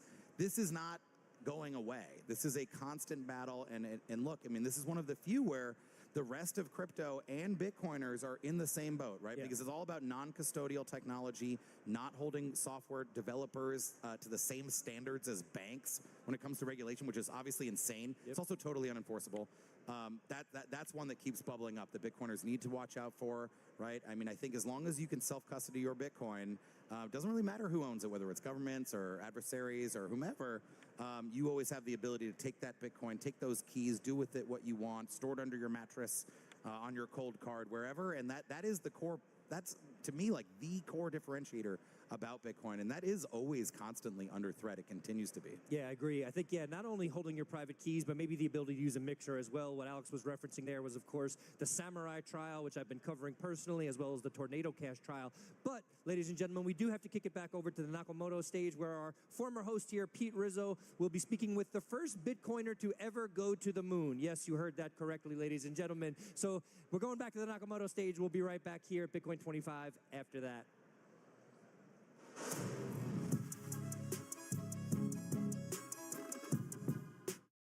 Orbit both poles of the North and South poles of planet Earth. And he's also he's the first Bitcoin billionaire in space and one of 10 billionaires to go to space. So welcome, Shun. Oh, nice to be here. Thank you. All right, round of applause. So let's start. You went to space. How was space? Space was great. I already read a lot about space, all my life, and I just go there for verification. So don't trust or verify. So I verified space like some of space like what I used to hear about, and some of the difference, and that was great. So what inspired you to go to space? I just heard about too many of them over time, and I'm eager to go verify what I heard about. How many people here would go to space? Maybe a show of hands. How many people want to go to space? Okay, a few people. I sympathize with the people who don't want to go to space. I don't want to go to space. So what was We actually have an option over there by Blue Origin. What did you say? We have an option there by Blue Origin. Oh, right, yes, there is the Blue Origin spacecraft if you want to experience space flight in the deep. What was your biggest concern about flying to space, and then what was your training like? How much training and preparation did you have to do for your trip? When talking about space travel, I think the most important thing is the big difference between Blue Origin, what they do, and the SpaceX and other people, because there's two kind of spacecraft, space flights are very different. One we call it a suborbital flight, the other one is orbital flight. The basic energy used for orbital space flight is 100 times more than suborbital flight. So what Blue Origin doing suborbital flight, you probably heard about the news, Katie, last month. They only spend 75 seconds in space, and the entire space flight lasts 11 minutes. So Katy Perry was in space for 11 minutes. Yes. And you were in space for 3 days, was it? Yes. That's also the difference of price you're gonna pay for the flight. I cannot share with you about this, but what I heard randomly, you probably can ask Blue Origin what it's gonna cost for that flight. That's probably also, 100 times the energy cost difference. But anyway, this is a big difference. It's like, how to compare it? It's like fly airplanes to fly on Blue Origin. It's kind of different. So you did the more difficult trip to space. Yes. So basically, we spent 2 months, more than 2 months, maybe 3 months in training in total over a year, 14 months of period.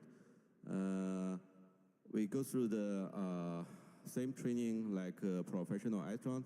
The only difference, we pay ourselves, and professional astronauts, NASA or ESA, there's respective countries pay for that. So we call it a private space flight. We call that professional astronauts is I'm not sure what kind of word to use, a traditional space flight, or ours is kind of a newer private commercial space flight. That's the difference. But we go through the same training process. So something else that is interesting about this trip is that you funded the trip with Bitcoin. Can you talk a little bit about that? There's a lot of people here who don't want to spend Bitcoin, and maybe they don't want to spend Bitcoin to go to space. You spent Bitcoin to go to space. Can you talk about why you wanted to spend Bitcoin to go to space? I think you cannot just stack that for no reason. Bitcoin is it can help humanity, and I think the space is one of the next big thing. When people talk about Bitcoin, crypto, because people talk about AI, space industry is it's like all this, it's being developed pretty fast. It's growing. Since about 10 years ago, SpaceX started to recover boosters. We can see the entire space industry is growing at an incredible pace. So I think this is probably the next industry. If you curious what the future be like, you should pay attention to it. How many people here would you sell your Bitcoin to go to space? Show of hands. Show of hands. We've got a couple people here. So do you think it was it worth it to go to space, to do that? It's very well worth that, because eventually a human have to be, like Elon says, a human has to be multiplanetary. We cannot stuck here. We've seen a lot of people talking about the environment, but the ultimate solution for environment here back on Earth, because you cannot stop the development of human society. Human society development always exponential, but the resource on the Earth is limited. So eventually we have to looking for resources, energies outside this Earth. And spaceflight technologies is something human must have. If we cannot obtain this technology, and soon we'll see the human society development with cheese will stop. So would you say that space is your full-time career now? That's your pursuit? That is what you want to do with the rest of your life, is to take humanity to space? Like when I was young, I was very interested in computers, programming. That's because computer programming was new. And later, 2011, as you said, I got into Bitcoin. Basically, the first day I first heard about Bitcoin, because Bitcoin was excited, Bitcoin new technology. And now we already seen Bitcoin here for 15 years, and I have to say, it's no longer new. And I'm actively looking for the next adventure. That's why. So you talked a little bit about humans need to become interplanetary. We talked about Bitcoin's role as money, potentially between planets. You have some thoughts about Bitcoin and whether the technology can be used between planets. If, say, on the moon, can they spend Bitcoin? Will there be a Bitcoin economy on the moon? Will there be a Bitcoin economy on Mars? That's because when you have 10 people on Mars, you don't need money. That's actually a good thing. If you're one of the first people on Mars, you can basically spend all your money for that trip, and once you are on Mars, you don't have to worry about money anymore because you only have 10 people. But as the society on Mars, as the community grow, when you have 1,000 people on Mars, you probably start to need to think about money. How do you buy stuff on Mars? How do you pay for services on Mars? For that, you need money. I hope, here in the US, we use dollars, and in Europe, we use euros. And what kind of money are we going to use on Mars? That's the question. The Mars, maybe. Yeah, maybe if Elon, leads the projects, probably use Dogecoin. But do you want to use the Dogecoin on Mars? Other than local Martian money, you also need a system for interplanetary settlement. For that role, today we still use dollars, but can we find another better way for this purpose, for interplanetary settlement? What are the technical limitations that you see for Bitcoin being used for payments in space? I think Bitcoin have a lot of potential for this. But you think the limitations are, right, data can only travel so far, right? If I am mining on the moon and someone is mining here, it's not possible for them to exchange blocks. It's possible, but you probably enjoy a high offer rate. The round trip light time between the Earth and Moon is about 2.6 seconds. And, you know, the average time between two Bitcoin blocks is 600 seconds. That means like normally if a majority of the hash rate on the Earth, then you mine on Moon that you have maybe offer rate of 0.5%. That makes you less competitive to those miners on Moon. Right. But we replace the Moon with Mars. That's render the closest distance between Mars and Moon is 4 minutes light time. But if I'm not lucky, Mars on the other side across the sun, then it could be up to 45 minutes. That makes mining Bitcoin on Mars completely impossible. Are you interested in working on these challenges? Have you thought about how should people here solve this? Because it sounds like you're saying we can't send a Bitcoin payment from Earth to Mars or from Earth to the moon, and so maybe Bitcoin can't scale to be an interplanetary money.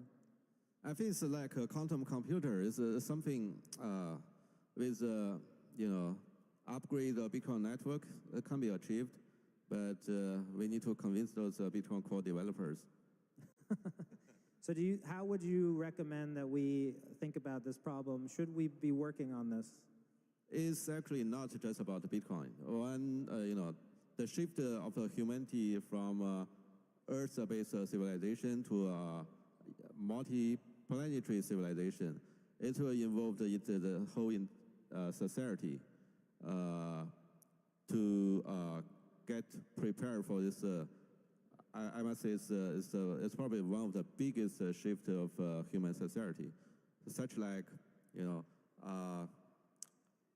how for those people living on Mars, how do you, you know, receive, every year we receive a new generation iPhone.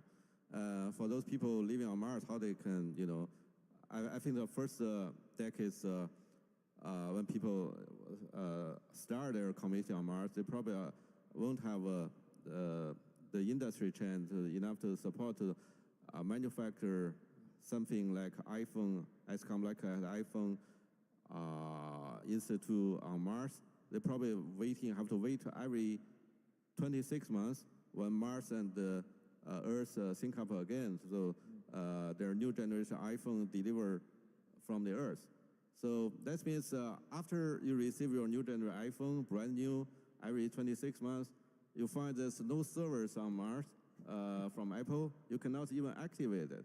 And a lot of this challenge. That means that every single company, major technical company, other kind of company, they have to get prepared for this, the biggest evolution of the humankind. So this is a Bitcoin conference. There are some Bitcoin maximalists who think that Bitcoin will be the currency of Earth.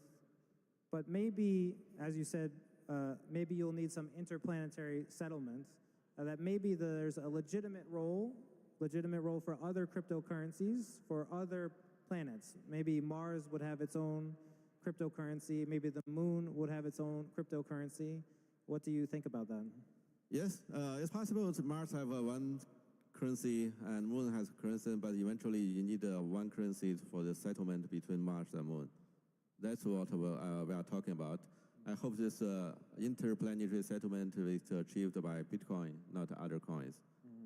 So you think maybe we should work on how to solve that problem? I think the most Bitcoin core developers and the general public haven't recognized the issue yet.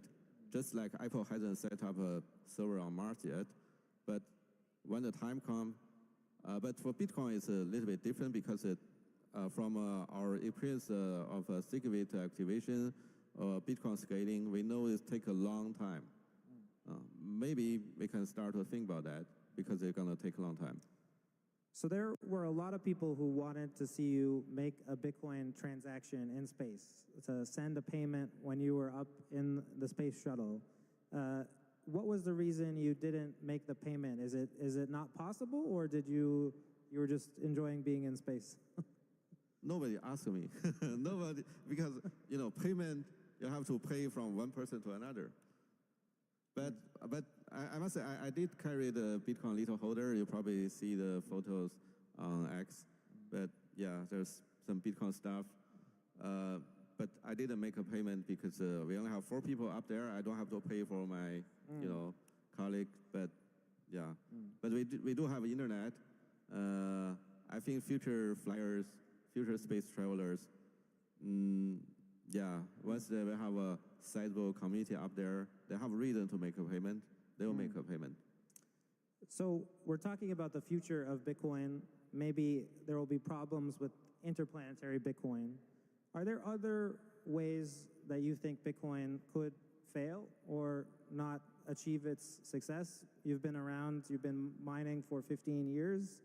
What do you think about the future of Bitcoin? I don't think that way. I think the blockchain technology is the best technology for, for system for payment.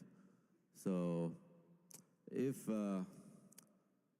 Bitcoin fail, I hope it's because the blockchain technology fails, not because the Bitcoin itself fails and replaced by Dogecoin, replaced by Ethereum, or replaced by other things. There's a lot of governments here, and they are talking about mining. They want to mine. So it came out this week that Pakistan is mining, Bhutan is mining, Nepal is mining. What do you think about governments mining Bitcoin? Is this good for Bitcoin? Everyone can mine Bitcoin. Everyone free to mine Bitcoin. So long the government they do not forbid other people.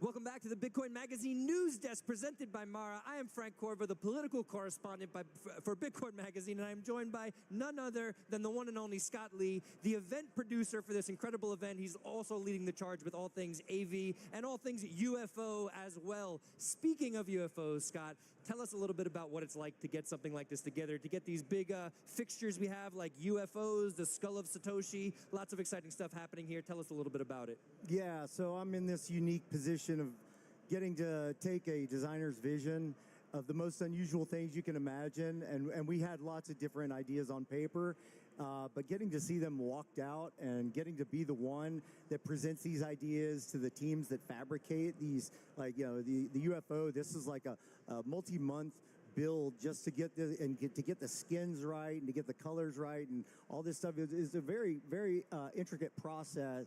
And just being the hub for that between the creative designers and the fabricators and the production companies that we partner with to make these things come to life, it's definitely a labor of love, but it is definitely a labor. And so, what are we, like 9 months, I think, for us to put this together, from the time we really started diving into the rudimentary, how are we going to do this, and some of the what we're going to do, but definitely.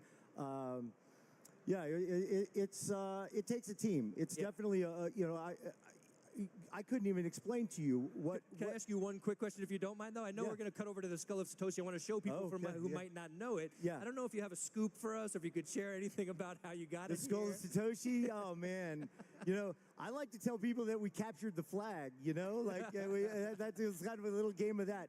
I think we're going to find out a little bit more about that Thursday. Okay. I think we have a plan to present why the Skull of Satoshi made it here. Okay. I think it's an interesting story, not one that I want to give the full detail on. Okay. You heard but, it here first, an announcement of an announcement, folks. That's right. Appreciate it, but I didn't want to take you away from what you were saying before. Let's go back to that. So just more generally speaking, beyond the UFO, the 9 months it takes to get all this together, the full year, you were telling me off camera, you're going to get started with planning next year's event right after this. Let's talk a little bit about what that process looks like. Yeah, right out of the gate. I think in June we'll start receiving proposals for new ideas. Because we have so much involvement from our partners and sponsors, we really want to get out in front of what is, what you see what we did, and before the dust even settles, we want to figure out, well, what's the next best thing? How do we top this? And it's a real challenge for us to think, well, how do we get bigger? How do we get better? And it's like, moving from Nashville to Vegas, there's this automatic raising of the dynamic a little bit, and also a challenge to how do you present this, what is really a nascent industry in the real big scheme of things, on a platform like Vegas? How do you bring Vegas alive and activate in Vegas in a way that you can be heard over the noise of Vegas? Yeah, we are shortly being heard. I think we have upwards of 75,000 people tuning into the live stream, so we want to say thank you to everybody listening. But I also want to get to one thing. You talked about this as a labor of love. I know how much of your heart you put into this. What means the most to you when you see this come together? What is it that really resonates with you most, Scott? That's all right, buddy. Yeah, you're good. It's you, man. It's you. It is. It's you, and it's Spencer, and it's the producers that I work with and the team. We're real. These are real people that care. They're Bitcoiners in a lot of cases, in most of the case, and I care deeply for all the people that I work with. They pour their hearts and souls into this. It really is. It's 10 months of just grinding and lots of late nights and weekends put into this. And I am surrounded with aces. Everywhere I look, I've got A players doing the things that they do. I don't even know what everybody does in our company. Yeah. It's so deep. But everybody that I contact, everybody I'm in contact with, are working at a really high level in a way that you don't see consistently with other companies, and it has to be that way. And that's why, when you come here, it's it feels almost effortless. It feels like, in about 100 hours. So last Friday, we watched the trucks from the last show roll out of here. We got it on time lapse. I hope you guys get to see it. But they walk out of here. We start, and all of this whole city gets built. It's like building this 30,000 person city in about 100 hours. And so it's nonstop. It is a grind. And so it is not for the weak. It is not for people who are not committed to it. Yeah. And, also not for those who are not team players. I think that's really one thing to highlight That's it, there. man. Scott, That's we're going it. to keep you on here for a second. We're going to be right back with Scott Lee, the event producer here. We're going to cut to commercial. Stick with us here at Bitcoin 2025. We'll be right back here from the live desk. $100 billion. That's how much custodial Bitcoin-backed lenders lost in 2022 alone. We decided to build a better solution, one that doesn't require you to give up self-custody, Lava Loans. Lava Loans is a non-custodial loan product that gives you cryptographic proof, not just legal or reputational assurances that your collateral is safe. Lava is the most secure way to borrow against Bitcoin. Try us out today.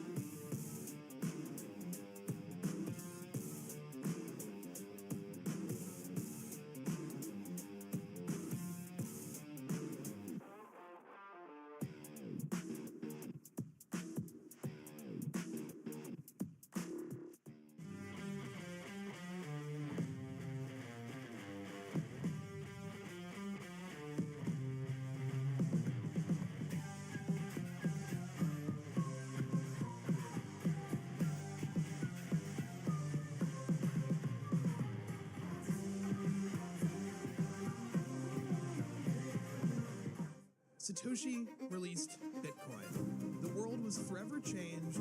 No one realized it. this is the once-in-a-century opportunity. And this is just the beginning. Bitcoin is like digital gold. So I view Bitcoin in line with the next evolution of humans engineering a better world. I think the story of the past few years is Bitcoin going from a niche interest into a respectable global macro asset. Bitcoin Policy Institute has become a thought leader.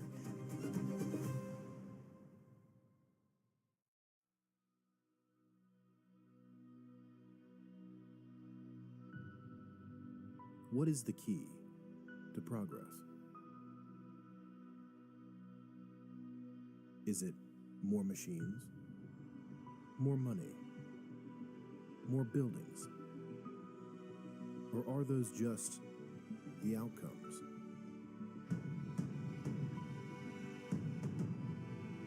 What if progress relies on having purpose?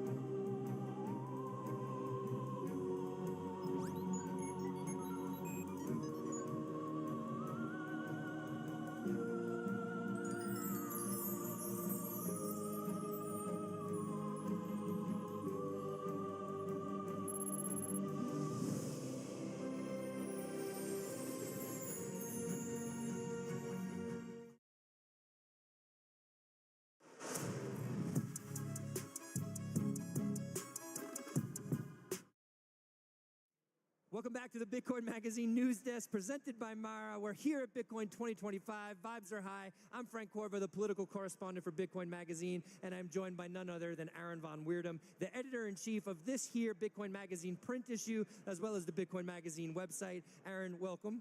Thank you. How's it going? We're back. Yeah, he's over here from Vegas, baby. Transatlantic flight all the way over from the Netherlands. Aaron, tell us a little bit about what it was like to get this issue together, especially an issue with Ross Ulbricht on the cover. Yeah, I mean, Ross was freed earlier this year, obviously, and that for us, you know, we immediately knew that the topic for the next magazine had to be the freedom issue, right? Bitcoin is freedom money. It allows anyone to pay anyone else anywhere in the world for anything they want. And, you know, Ross has sort of become a symbol for that for me.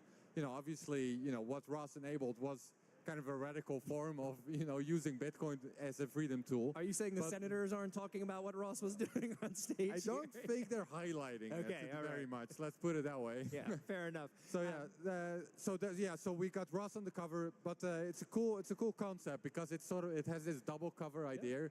On the other end, we have MIA, the singer, who was a big proponent of freeing Julian Assange, for example, who's also into freedom tech and that kind of stuff. So we have a long interview with her. So one side of the magazine is completely about Ross, like all the stories about Ross getting free, what went wrong during the trial, because there were a lot of issues with that. And then on the other side, you know, you can turn it around. You have a whole new magazine, Frank. That's it, yeah. 2 magazines for the price of one. You heard it here first. Aaron Von Weirdum. We're cutting back to the Nakamoto stage. We're about to hear about how we're building the future of financial products in America on Bitcoin. Headed over to Nakamoto. Stick with us here at Bitcoin 2025. We'll be right back at the live desk after this. This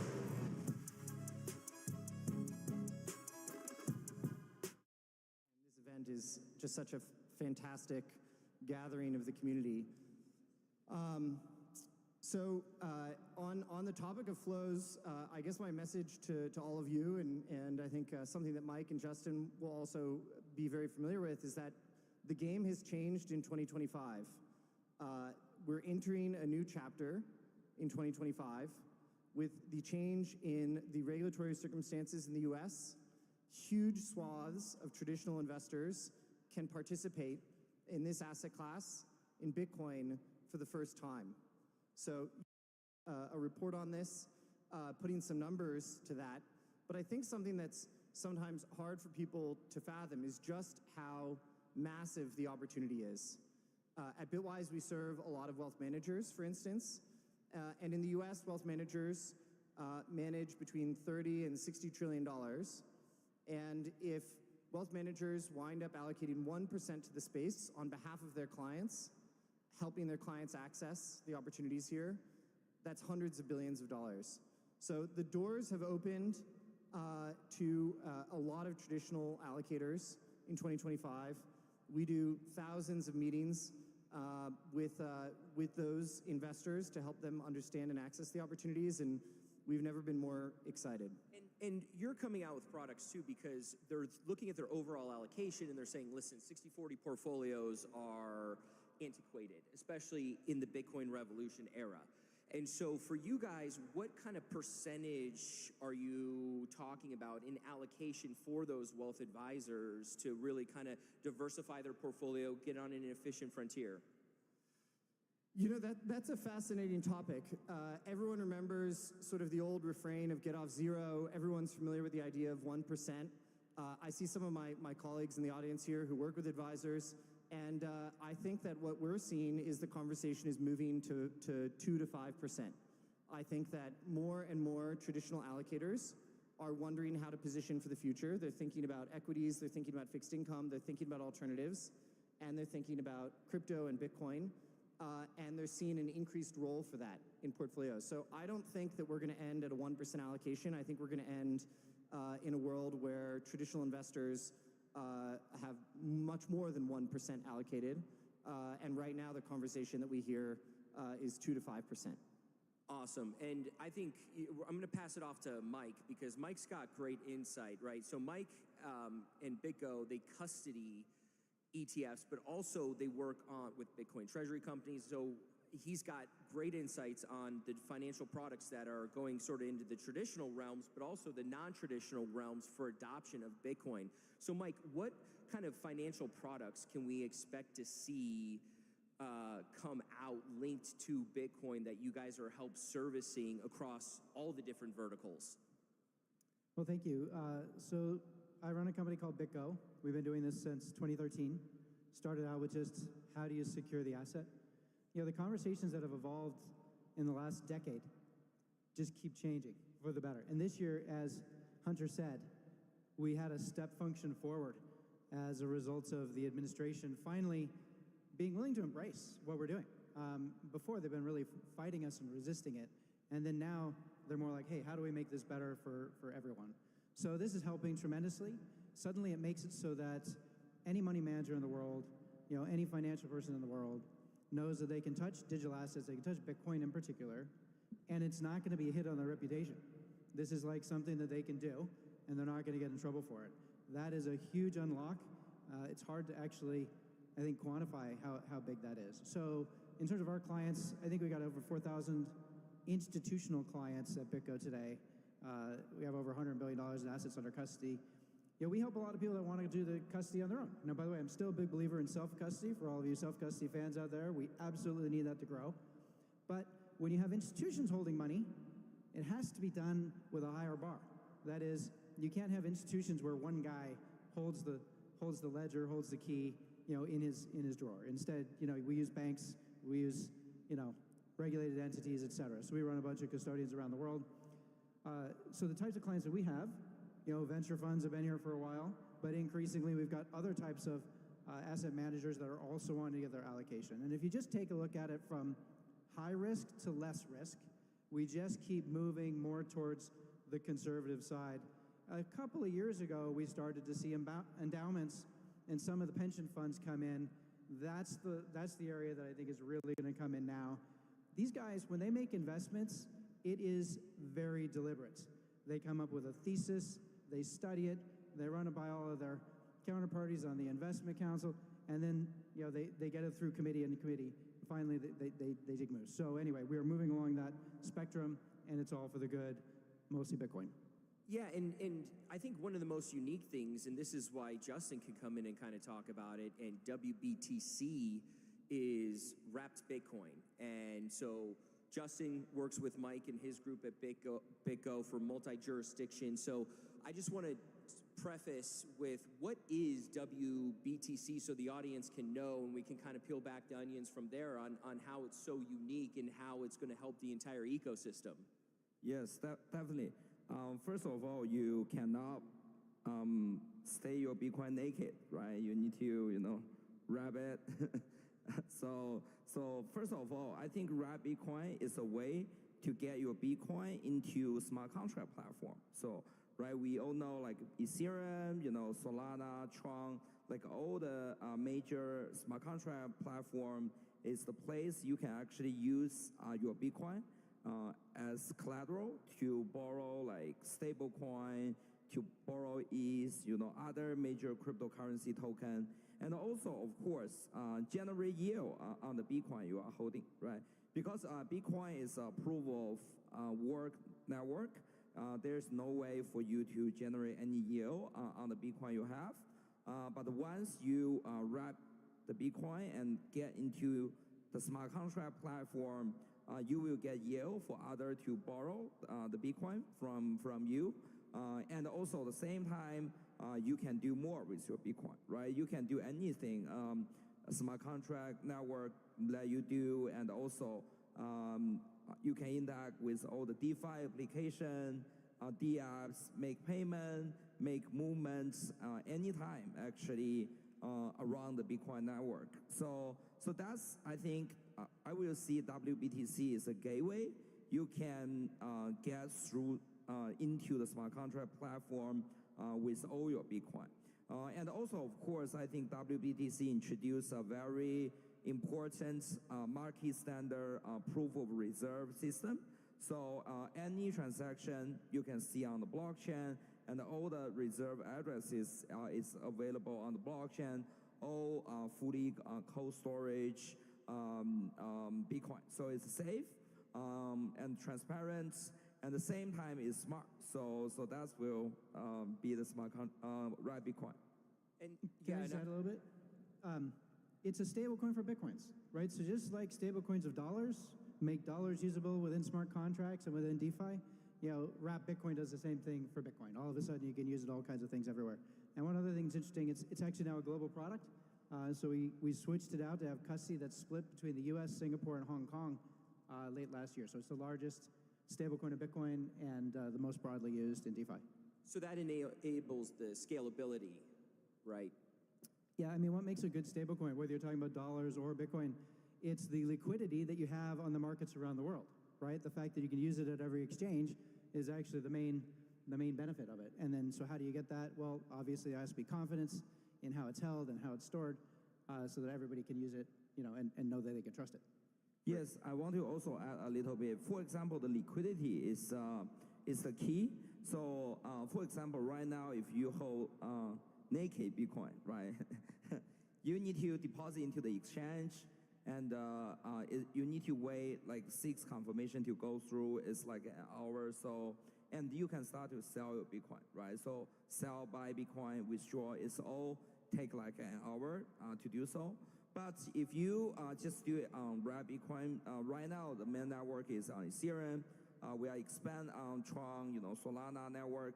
You can do it instantly. Actually, today order book, you can do $100 million worth of the Bitcoin sell and worth the Bitcoin buy with I think around 1 to 2 bips. 1 to 2%. So basically, you can buy and sell the Bitcoin instantly on Ethereum network. But here, you heard it first. For a limited time offer, in the next 10 minutes, you can get 1 to 2 bips charged, and then it's going to go back. Yes. So this is great because we're talking about the different types of products out there, and you've got TradFi, you've got DeFi, and I think Hunter's got a great product that came out that shows kind of the marrying of the two. It's OwnB, and it owns the Bitcoin treasury companies, and so he's probably got a unique insight on why institutions kind of want access to the Bitcoin treasuries companies through the ETF wrapper. And then, so can you opine on that when you're talking to institutions about the Bitcoin treasury companies and kind of their role in the ecosystem? And then also talk about, because I think it's beneficial here, how are these institutions valuing Bitcoin? Because we've seen it before where they wouldn't touch it, and now they're dipping their toes. So what was the light switch? So it's kind of a twofer for you. Sure. Well, I think it's top of mind for everyone that corporations are buying Bitcoin. It's an extraordinary theme of this year. As of the first quarter of this year, 79 publicly traded companies had put Bitcoin on their balance sheet, over 600,000 Bitcoin, and there's only 21 million Bitcoin. It's a lot of Bitcoin. People for a long time have wanted to own Bitcoin because they view it as potentially a superior store of value of their wealth, their savings over time versus fiat currencies. Well, corporations have $5 trillion of cash and treasuries themselves, and they also want to transport that cash and those reserves over time. So what we're seeing is corporations having the same thought that individuals have been having for 15 years, which is maybe I should store some of that value in Bitcoin.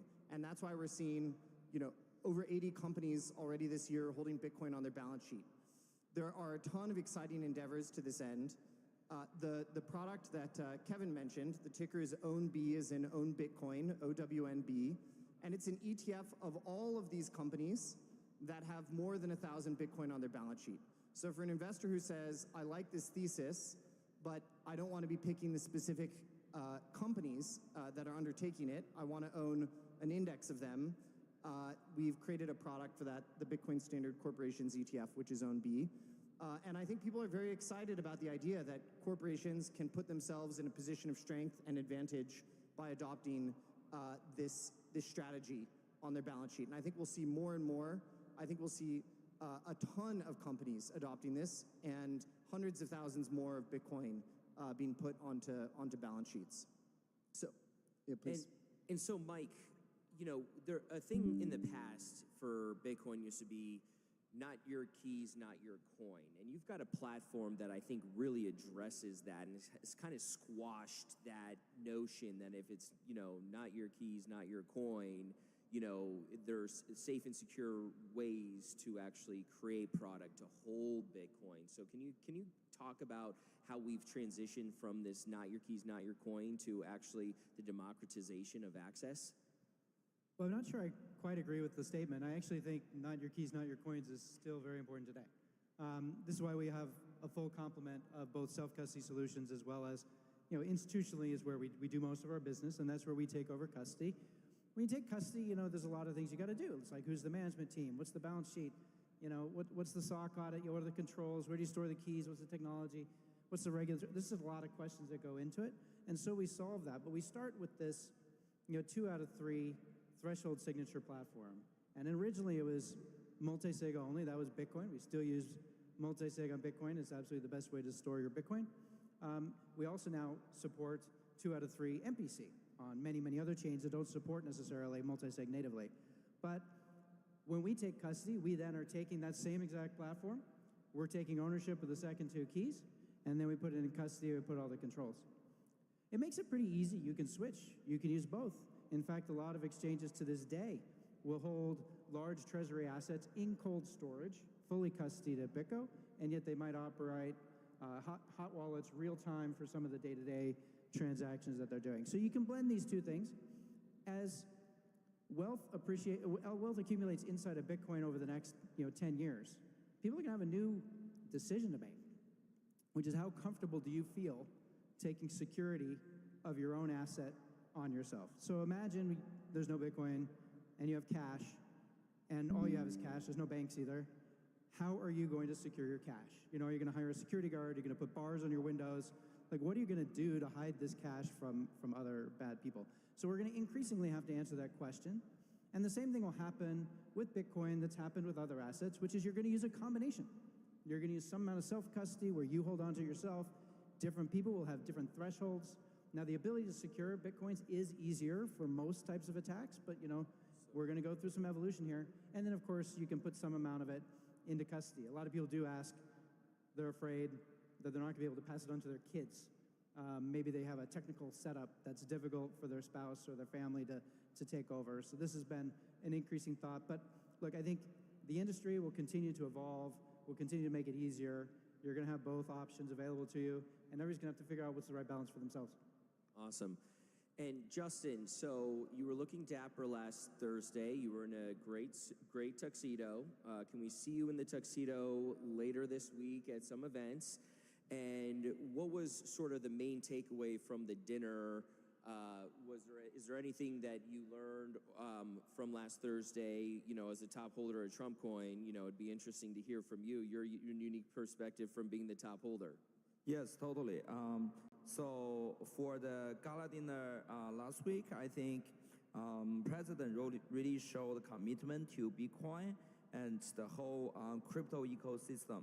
I will say without Trump, Bitcoin cannot go like 100K US dollars, right? So I think his support is enormous and very important to our industry, and I'm really appreciate like what all his policies and all the Trump administration has done, like all the research, encouraged the whole industry to support it, right? And also happened in United States. I think it's the best thing because U.S. is one of the leading countries in financial regulation.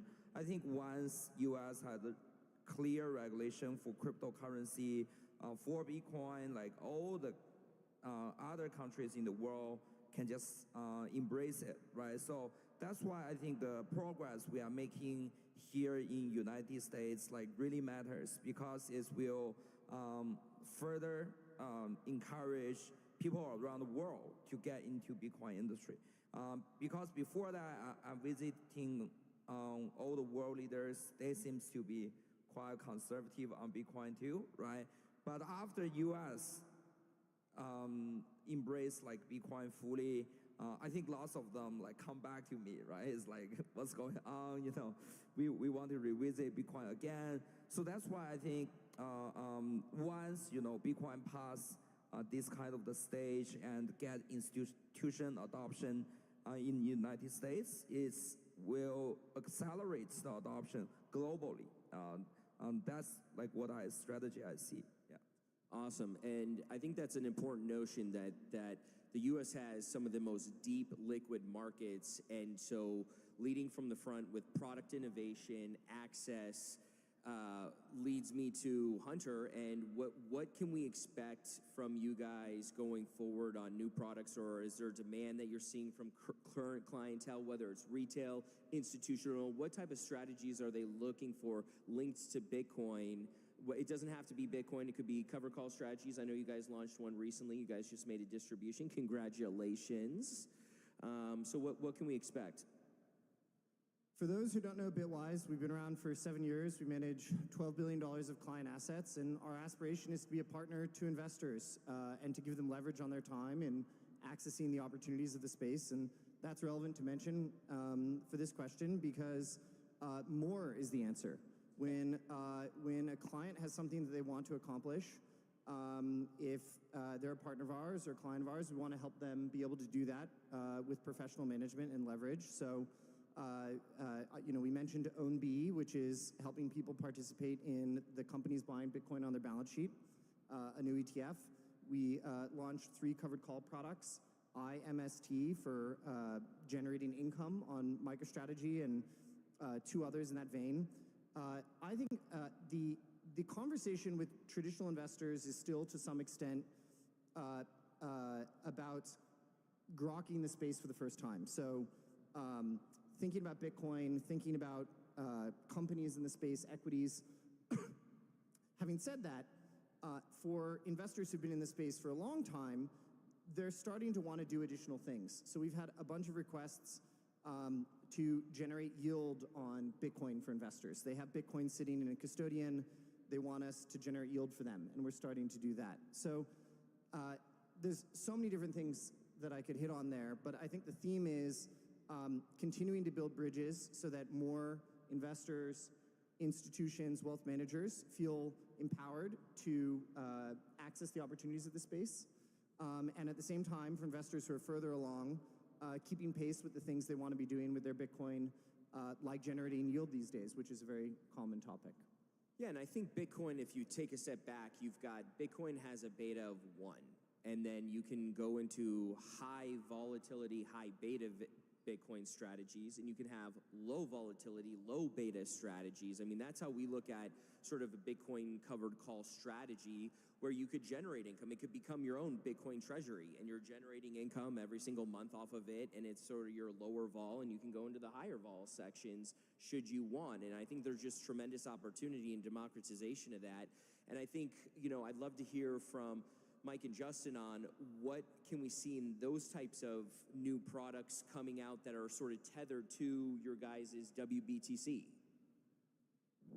Yes, totally. So first of all, I think we're gonna see more and more product on chain, right? So we see recently Kraken start to bring stocks on blockchain as well. So it's I think it's a great idea because you can trade stocks, and also all the index on blockchain, and also of course with crypto exchange. And I think every financial, traditional finance, TradFi product will be bring on blockchain.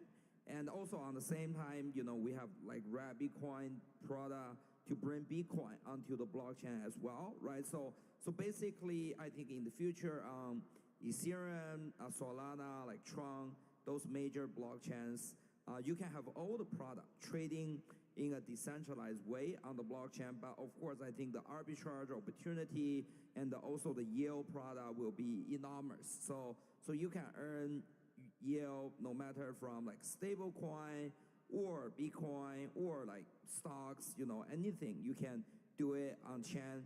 And also the beauty of doing it on chain, I think, is the transparency. So like everybody can see like if you have the real money, have the real product, and also doing it in a decentralized way. You don't need to trust anybody, right? You don't need to be afraid of, my money got a freeze on chain, right? Like I cannot withdraw something. So it's gonna be fully transparent. We have seen some on-chain futures trading platform doing very successfully, and I think eventually we will see a lot of the product, right, like getting on the blockchain and be very successful. So I think Wrap Bitcoin is just one of the product to bring Bitcoin onto blockchain, and we will continue to do so. And Mike, what are you seeing from the institutional side? Well, I think it's still early. We're actually really lucky that we finally have regulatory that's like enabling us to have these conversations. We were kind of just stuck in the how do you get to use it at all. There's been a lot of interest in the last 12 months around Bitcoin staking. Frankly, I think it's still actually pretty early for these. There's a number that have been, I think there's something like 91 different Bitcoin staking protocols that have come out in the last 12 or 15 months. Right now, it's still actually pretty early for getting a yield off of them. I think also we haven't really learned how to quantify exactly where the risk is. I think there's a lot of people that are coming and saying, hey, stake with us, and making it sound stronger than it is. But look, we'll get there, and that'll start to be something. On the DeFi side, it's also been difficult to have the conversation about how DeFi fits into institutional investors when you haven't even figured out how Bitcoin fits in for institutional investors. So now that we have that first hurdle done, we got great products, from Hunter and his team, and there's so many stocks on the market that can give you Bitcoin exposure as well. Now that conversation about how does this dovetail into DeFi gets to start happening. I think it's probably still 3 to 5 years before it's very formed. I don't think there's a huge low risk yield anywhere, but people are going to start figuring out what they like. Awesome, and we've got a limited time left, so I just want to kind of get some final thoughts from the panel. We'll go up and down the river. So we'll start with Hunter. And just, what are you seeing? I guess here's the best question we could end with. Where do you think Bitcoin's going to be at the end of the year? I've never been more optimistic about this space. I mean, everything that you could hope for, and YouTube's been in the space for a long time, Bitwise has been in the space for 7 years. So many things are going right. Now, the world does not happen in days and weeks. Some things take months, some things take quarters. But if there's one high-level thing I could say to everyone here, we're all part of a community. My gosh, it's happening, and Bitcoin is becoming a mainstream asset, and I think you're going to see it everywhere. So I think higher. You heard it here first. 1 million. Look, I think unlocking the U.S. regulatory problem has a massive global effect. So we operate 7 regulated custodians around the planet. I talk to regulators all the time. They were all looking to the U.S. for leadership. At the end of the day, regulators and legislators are just like everybody else, a bit of a school of fish. They don't want to stray too far away. The U.S. has the strongest, best capital markets in the world. That is not changing anytime soon. So they're all looking for the U.S. That's now happened. It's going to take, as Hunter said, it's not days and weeks. It's quarters and years. It's money. It should move a little bit slower than social media and other types of technologies. But the unlock is happening right now, so it's really strong. I guess one word of caution, I don't mean to be negative, but for everybody here, this is the Bitcoin crew. Many of you have been around for a long time. We have to stay diligent, right? Like there still are, I think, real threats to Bitcoin. I'll throw one out. I don't think quantum computing is a problem, 6 months from now, but I get this question every month. So it's become a inhibitor for some to get their heads around Bitcoin, maybe the new FUD. It's our job to go and put these things to bed, right? Let's go fix it. Let's go continue to ratchet up the security, make sure that this thing doesn't have any faults, and I'll make it stronger against any type of legislative or regulatory difficulties which will otherwise be put on top of us. Yes, I have joined the industry since 2012, and one of the lessons I learned is Bitcoin is always going up, so don't bet against Bitcoin, So I think it's enormous to see, U.S. is coming back, right, with the conference we have today. Like everybody is backing on U.S., building Bitcoin ecosystem.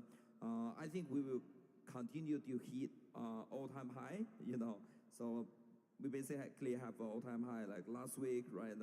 I think the whole industry continue building. We're gonna see the price continue to going up. I have no doubt about that, and I think we just keep building.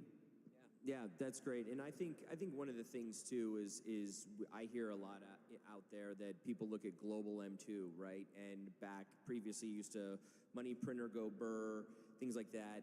So looking at global M2 and looking at the 90 to 105 day lag, kind of gives support that there is still monetary easing happening in the marketplace, and Bitcoin could be a great alternative in portfolios. So, I think that's a great way to look at it. And as Hunter said, higher, but it's hard to pick a price. It's hard to value it against certain things. So, but having access and exposure is very important for investors, and we have some of the leading firms here. So I appreciate everyone's time.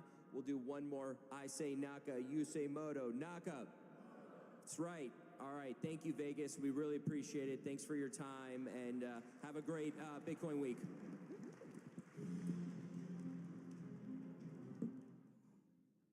Thank you so much, James. We're here in the deep, and behind me you can see the replica of the New Shepard capsule. This mini spaceship takes humans to space. It's currently taken 58 humans, and currently it's going to take 6 more this week. We're going to try and go in and see how comfortable it is to go to space. Honestly, the price is not public yet, but I've heard it takes a couple Bitcoin to go up to space. I don't know. How many Bitcoin would you make to go to space? Do you think Katy Perry and Jeff Bezos would pay to go to space? Woo! This is very, very interesting. It's very warm in here, especially since the deep is really cold. It has over 6 seats, so you can just lay there, enjoy the view from the whole world, literally, because you're going to be in outer space.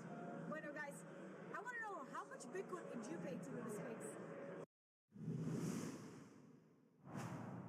Welcome back to the Bitcoin Magazine News Desk presented by Mara. We're live at Bitcoin 2025, the largest Bitcoin conference in the world, happening behind us. The price, $109,000. Of course, lots to come here on day one. Industry Day alive and well and rolling. You're going to hear upcoming from Bo Hines, representatives of Cantor Fitzgerald. You're going to hear from David Sachs and Donald Trump Jr. But to break down all that we're about to see and all that we've seen, we've got special guests here. We've got Aaron Van Wertum, editor-in-chief at Bitcoin Magazine, and Alexander Lizet, CEO of Blockchain Group, a publicly traded Bitcoin treasury company out of France, currently one of the hottest stocks on the Paris Stock Exchange. Why don't we start there, Alex, with you? The Bitcoin treasury company model. This is a fairly new idea.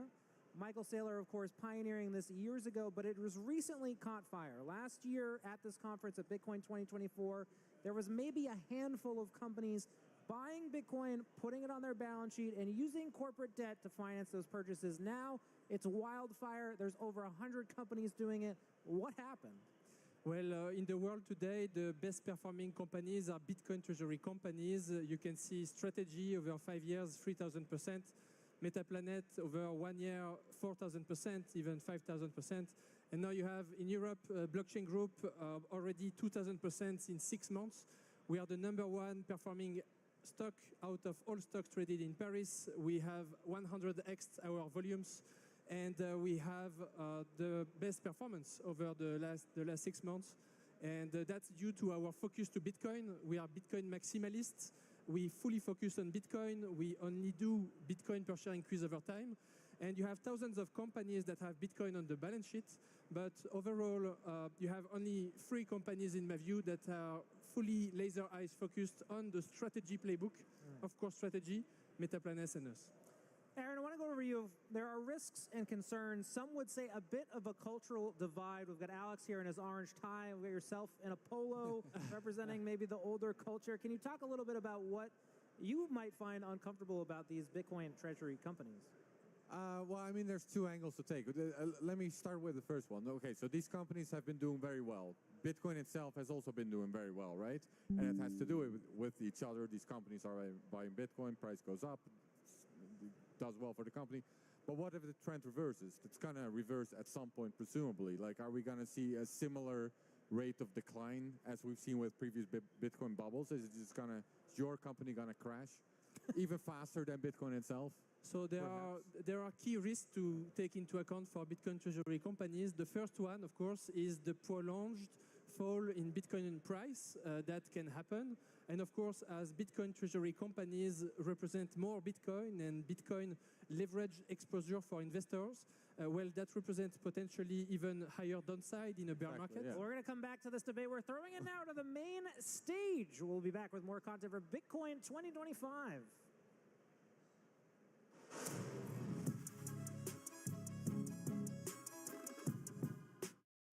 Strategic Bitcoin Reserve. He's done that. We're well on our way of becoming the Bitcoin superpower of the world. If you look at his first digital asset CEO, there were some landmarks in there that are important to consider. You know, we had the 30-day landmark, which required interagency actors to do an internal review or audit of everything they touched in the digital asset space. We had the 60-day landmark, which compelled the same actors to basically provide a list of recommendations, things that they could do independently to help us, welcome in the golden age for digital assets here in the U.S. And then now we're working diligently, as Tyler will describe, on our 180-day report, which will be more like a book to show what is the most robust framework we can possibly have to welcome innovation here in the United States, establish ourselves as that Bitcoin superpower, and really ensure that innovation is happening onshore and not going offshore. Just to echo what Bo just said, I would say we're back. We were in a pretty dark place a couple years ago, and we're back reestablishing ourselves as the digital asset and Bitcoin leader in the world. And just as the secretary said the other day, we're going big on digital assets. So Bo wrapped up what we have been working on in terms of the 30 and 60-day landmarks for the first executive order. We have a big report that we're working on that's due in July 22nd.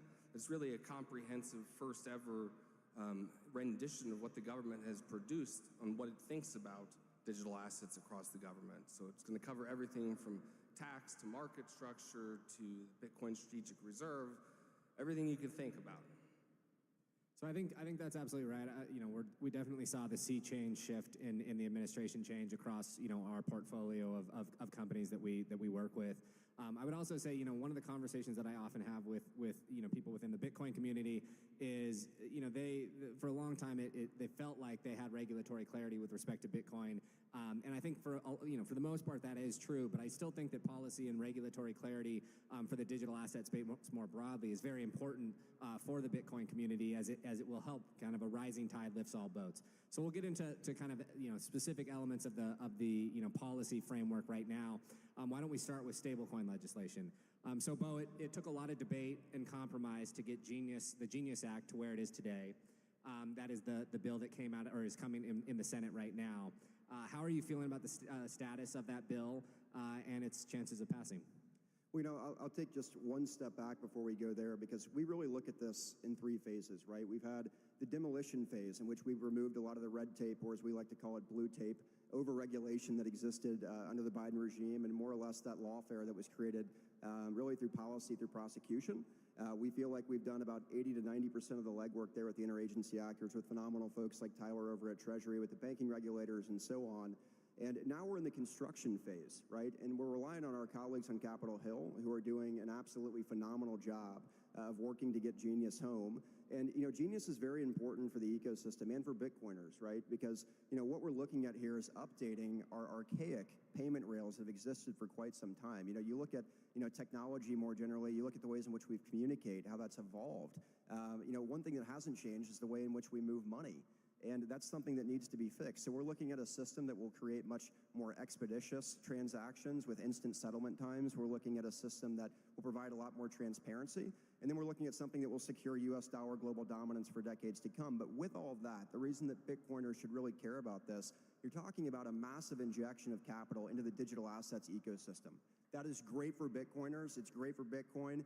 And, we are extremely excited about what's to come as a result of Genius. And, I'd be remiss not to thank Senator Haggerty for his leadership in this space, Tyler, who's worked diligently in this process, Luke Pettit in Senator Haggerty's office has done a fantastic job. And we've done this in a bipartisan way with Senator Gillibrand's office. In the last vote on cloture, I think we had close to 15 Democrats sign on. This is something that's not partisan. This is about revolutionizing our financial system, taking the technologies that come out of the digital asset space, plugging them into traditional systems, and creating an environment that welcomes innovation and establishes the U.S. as not only the global Bitcoin superpower, but the crypto capital of the world. I think that's a great point. Can I just jump in real quick on that? Go I ahead. couldn't agree with more of what Bo said. I would just echo, the last time the Senate has acted on a financial services bill in a bipartisan manner is 2018, and we've seen a drastic shift in the matter of weeks in terms of adoption of stablecoin legislation in the U.S. Senate. That should not be lost upon anyone here. And I think we should just underscore the fact that I've had no less than 15 meetings with other foreign central banks and monetary authorities, and the rest of the world is watching as well. And they're quite impressed by the bipartisan effort that's been going on in the Senate on this. Yeah, I think we like to joke that I think crypto and Bitcoin might be the most bipartisan issue in D.C. at this point. It should be for sure. So Tyler, back to you. What part does Treasury play in all of this, and what are you hoping comes from stablecoin legislation? Well, we played quite an active role in terms of working with Congress, in terms of providing technical assistance. For those who don't know how Treasury is structured, there's sort of three core verticals in main Treasury. There's domestic finance, there's international affairs, and then there's the terrorism and financial intelligence vertical, and then obviously there's some bureaus within Treasury, the IRS and the Office of the Comptroller of the Currency. So we have lots of vectors of sort of institutional excellence that we can lend upon to provide technical assistance. Moreover, if the bill becomes law, and I hope it does, knock on wood, should it become law, Treasury will play an active role in terms of negotiating reciprocal agreements with other foreign sovereign jurisdictions, working with the bank regulators, working with the states. So we'll have quite an active role. And I think Bo and I were sort of the first rendition of crypto people working in the government. If this becomes law, there will be sort of a domain expertise because we'll have a lot of work to do to implement the legislation.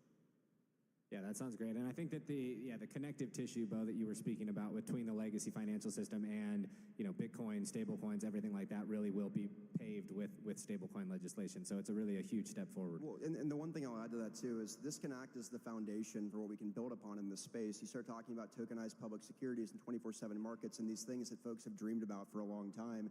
updating the payment rails is a necessity in order to get there. And I think that we're well on our way of achieving that. And, we'd be remiss also just not to thank our brilliant AI and crypto czar, David Sachs, for his leadership in all of this. His reputation precedes him. He's obviously a brilliant business person, but he's been super involved in just ushering this and being the guiding star to point us in the right direction. So I know you guys are going to hear from him later in the day. That'll be certainly a treat. All right, so maybe turning to market structure. I think that's the next piece of legislation that's on the horizon. Market structure really deals with kind of, how do you regulate intermediaries within the digital asset space, like exchanges, brokers, dealers, as well as kind of token classification. So how do you tell if a token is regulated like a security or like a commodity? What are the key provisions of that legislation from your perspective, and what steps are needed to make sure that market structure legislation is successful? Well, look, I mean, the industry needs clarity like any other space. If we want folks to innovate here, they can't be fearful that when they walk into the SEC and pitch something that they're going to be writing their Wells notice before they can get on the elevator. This is a completely different environment in which folks have been operating in over the course of the last decade. Our interagency actors in the working group are begging us to tell industry folks, come in, pitch us new ideas. Let's innovate here onshore. And our message to folks that have gone offshore is welcome home, truly. We want you here in the United States. We want you building here. We want you creating new things. And I can speak on behalf of all of our interagency actors in the working group that are encouraging and fostering this innovation. With market structure, what we're able to do is provide that clear regulatory authority that's necessary for folks to build. That's, what is a security? What is a commodity? Where is the line? Who has regulatory authority over what you're building? That's extremely important. And then, if you want to pitch something new, we need to have the flexibility to be able to offer insights as to how you do that here and have access to U.S. capital markets. At the end of the day, if you want to be the crypto capital of the world, you need folks innovating here. You need folks IPOing here. We want that innovation staying right here in the United States. Yeah, I think that's exactly right. And again, going back to what we were saying earlier, I think Bitcoin has long probably had clarification when it comes to that delineation between a security or commodity, but a lot of the rest of the industry hasn't had that. And that doesn't mean that more clarity for the rest of the industry doesn't also benefit Bitcoin, because again, right, creating a regulatory framework that is going to help push against scams and frauds and everything like that should lift the entire community and the entire digital asset ecosystem. Maybe I'll jump right in on just add one quick thought on that. I think that Chairman Hill and the Financial Services Committee has done an excellent job in his leadership in pushing for market structure legislation. I would say, as we think about what market structure legislation should look like, pardon?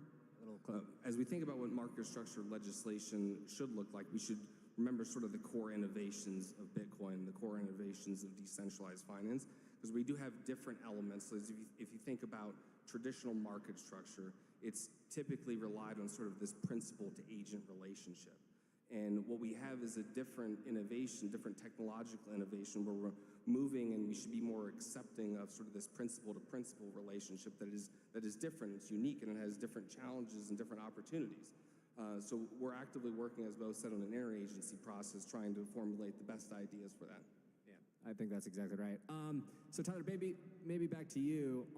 How do you think that market structure, legislation could accelerate Bitcoin adoption? I know that one of the things that will be covered there is kind of regulating on-ramps and off-ramps. Again, creating more connective tissue with the legacy financial system, the banking system, which could stand to benefit Bitcoin adoption. What do you think about that?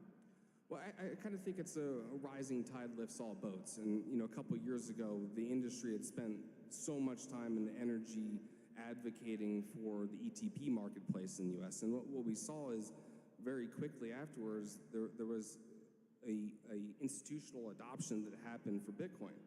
And I think it will be the same thing in the United States if we have market structure legislation and if we have stablecoin legislation, a sound regulatory regime that invites the industry to create and innovate in the United States is what we want, and that's what our job is. Yeah, totally agree. So Bo, maybe to you, I think Tyler mentioned this a little bit. I think one of the defining principles of Bitcoin, right, is the fact that it created this decentralized blockchain and a digital asset that is associated with it, and that threshold of decentralization, the question of these systems operating without human control is a really kind of key linchpin of market structure legislation. Trying to basically set a goal for other digital assets and ecosystems to operate in the way that Bitcoin does. What do you think about the importance of kind of decentralization control and how it plays a role in the market structure legislation? Well, it's immensely important, and this is the line that folks have been trying to draw for quite some time in the space, right? I mean, Bitcoin is truly the golden standard, and that's why we say Bitcoin is digital gold. We make no bones about that, and I've said repeatedly, as the United States, we want as much of it as we can possibly get. That's why we created the SPR in the way that we've done. We recognized it for being unique. Obviously, it's a commodity, not a security. Has intrinsic stored value. As David likes to say, it has the immaculate conception, right? This is an asset that we should be harnessing on behalf of the American people, and we're working diligently as a working group to figure out those budget-neutral ways in which we can accumulate more. And I always tell journalists that ask me all the time, how much do you want? Again, I'll say repeatedly here today, that's a very silly question. We want as much as we can possibly get, and I'll say it ad nauseum the rest of the time that I'm here. But I think that we showed that we recognized that for being unique in the way that we set up the Strategic Bitcoin Reserve, we have the Digital Assets National Stockpile, which is different. And in this SPR, we said two things. One, we want to accumulate more, and two, we're not going to sell any Bitcoin that we possibly have in U.S. government, period.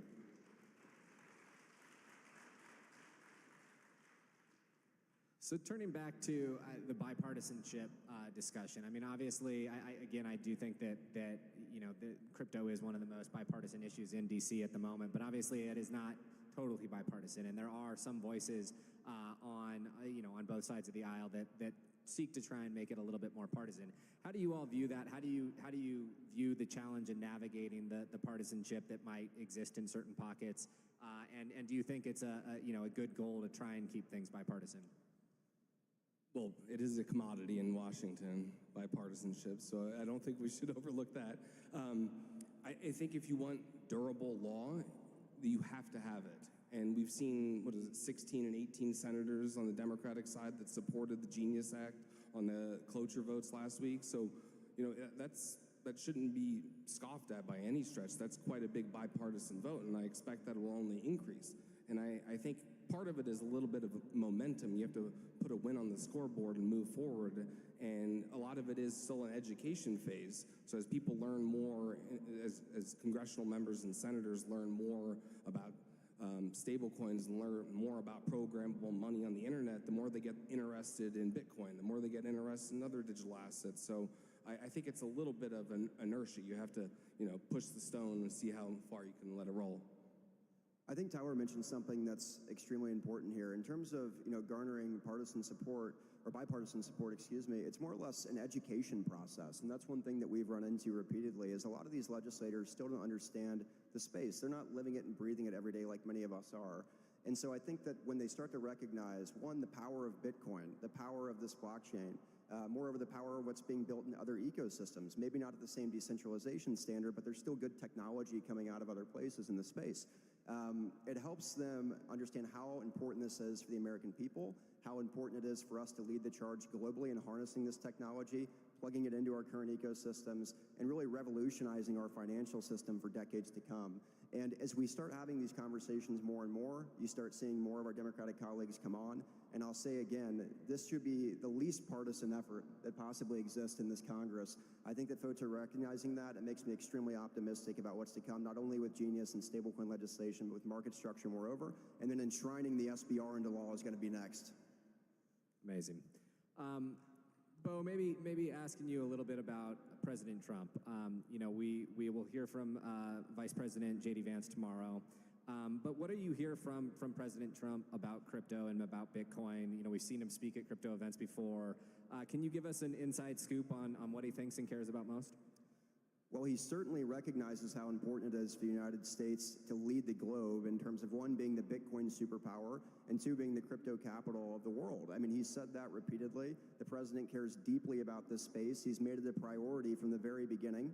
He signed an executive order on digital assets on day 3. He created the Digital Assets Working Group, in which he's created a streamlined process for us to innovate, for us to put out fires, for us to allow us to foster an environment that leads to innovation here and welcome back those folks that have left our shores. You know, he established the first AI and crypto czar. He established the first position in the White House on the Crypto Council and the executive director, which is myself. You know, Tyler's the counselor now to the Treasury Secretary on digital assets. I mean, he is showing real force and real momentum here, and he's absolutely serious about delivering on his promises. I think that we've done a lot of that thus far. These legislative priorities will act as the backstop, and we'll clean the rest up through interagency activity. But we can't thank the president enough for his leadership. Without him, we would not be here today. This environment would not be what it is today, and Bitcoin would not be having the success it does right now without his leadership. So we're immensely thankful for him.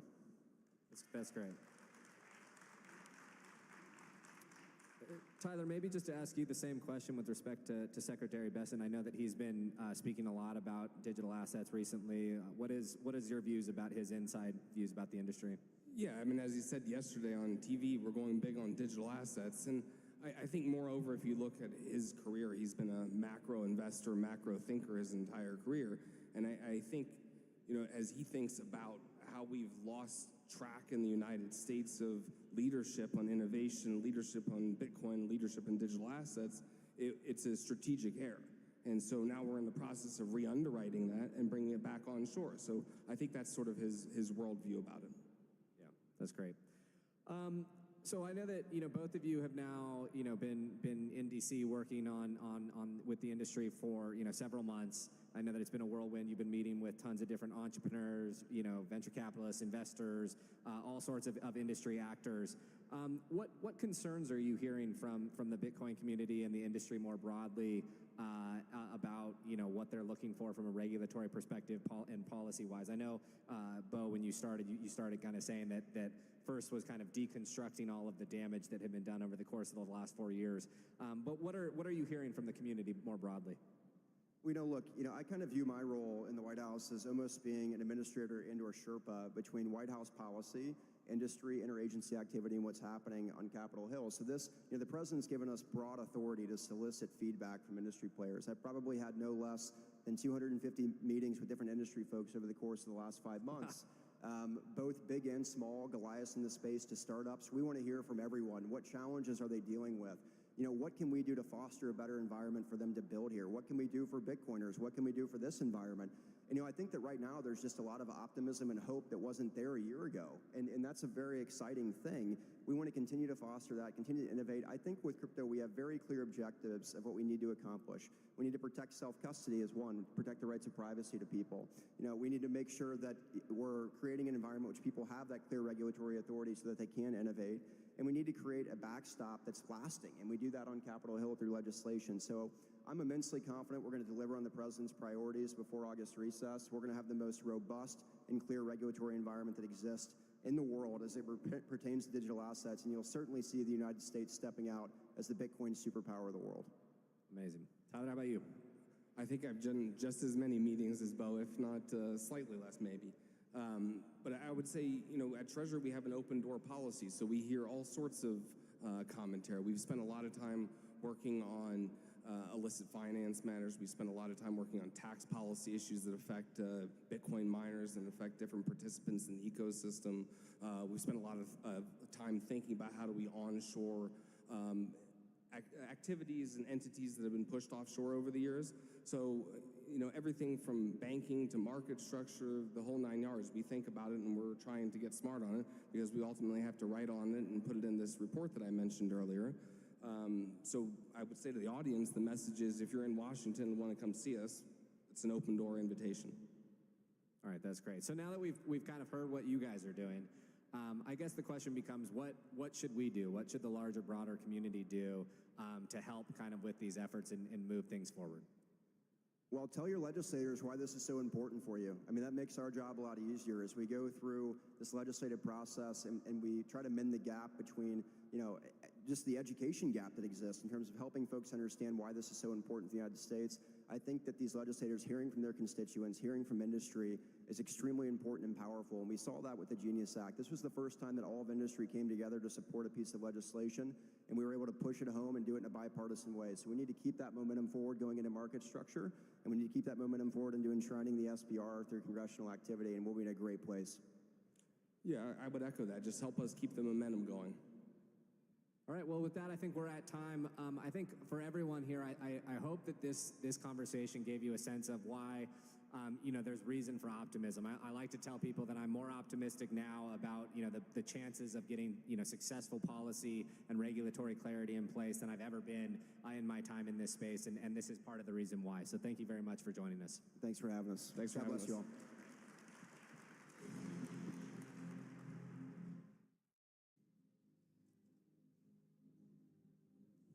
Thank you guys so much for an incredible fireside chat.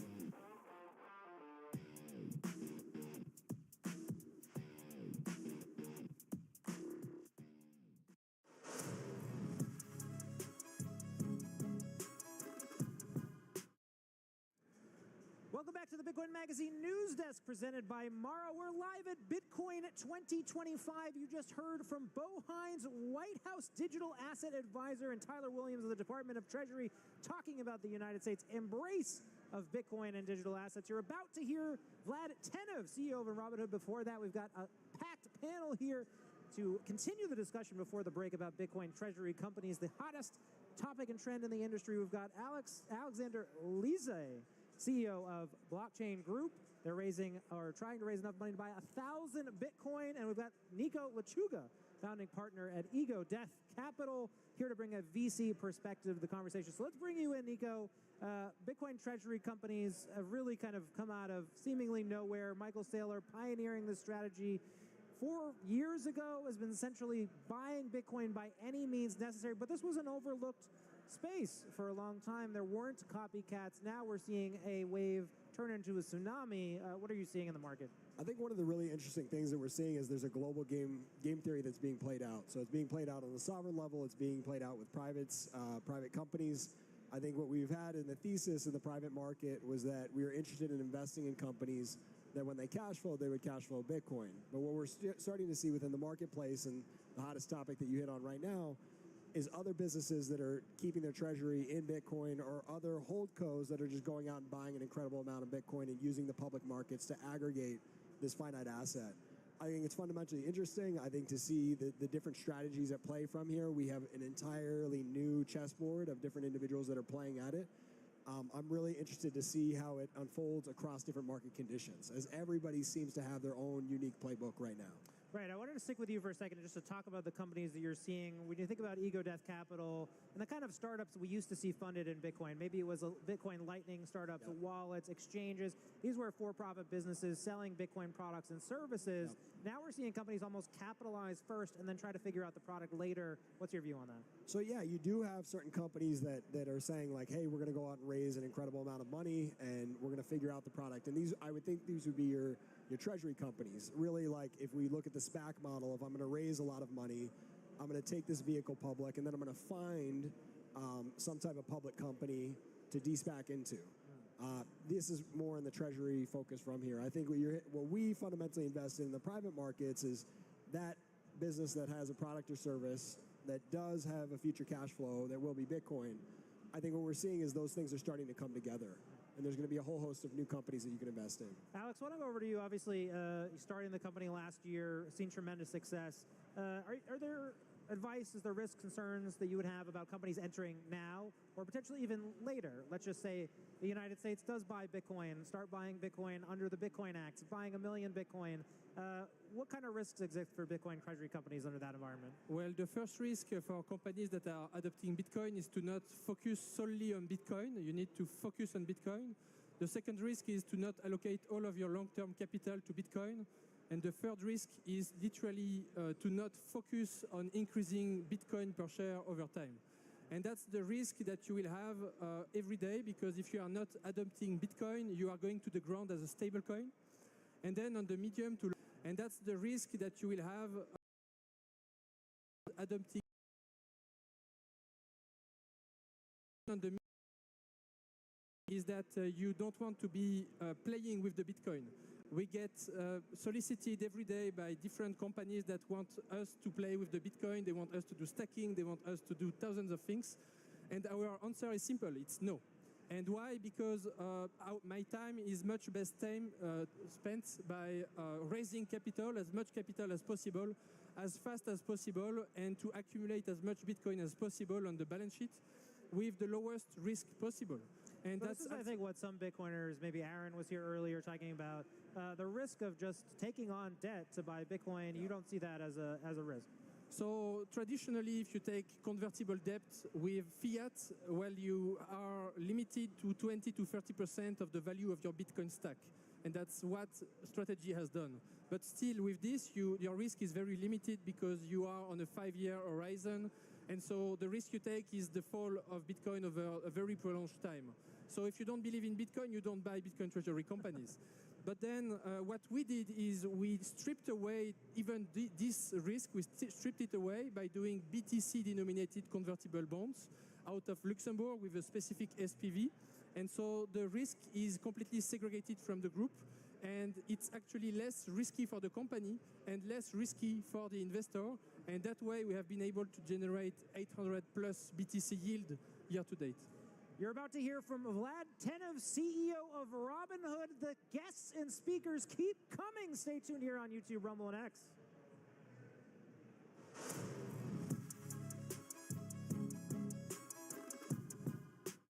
Tenev, the co-founder and CEO of Robinhood.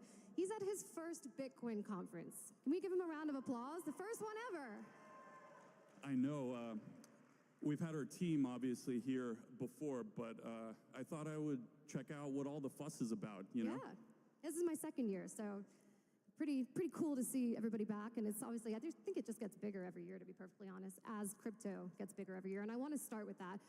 Our panel topic is obviously tokenization, but I'd like to get your take on sort of the macro view of how do you see Bitcoin from an institutional and, more importantly, a retail adoption perspective. How is it now in 2025? And what are the barriers? How far do we have to go to see even more adoption? Yeah, these are great questions. Bitcoin's been around for a while now, and I'd say even in the previous administration, there was sort of like more widespread acceptance of Bitcoin itself as an asset. You imagine, 10 years ago, it was a very different story. Like, mobile apps that offered access to Bitcoin were not even allowed on the App Store for a time period. So we made a ton of progress. And yeah, relatively recently it shifted, I'd say, in Washington from Bitcoin not really being questioned anymore. And now what I'm most interested in is there's sort of two different ways that you could look at cryptocurrency in general. One is as a tradable asset that you can buy, sell, or hold, much like a stock. The other is as an underlying technology.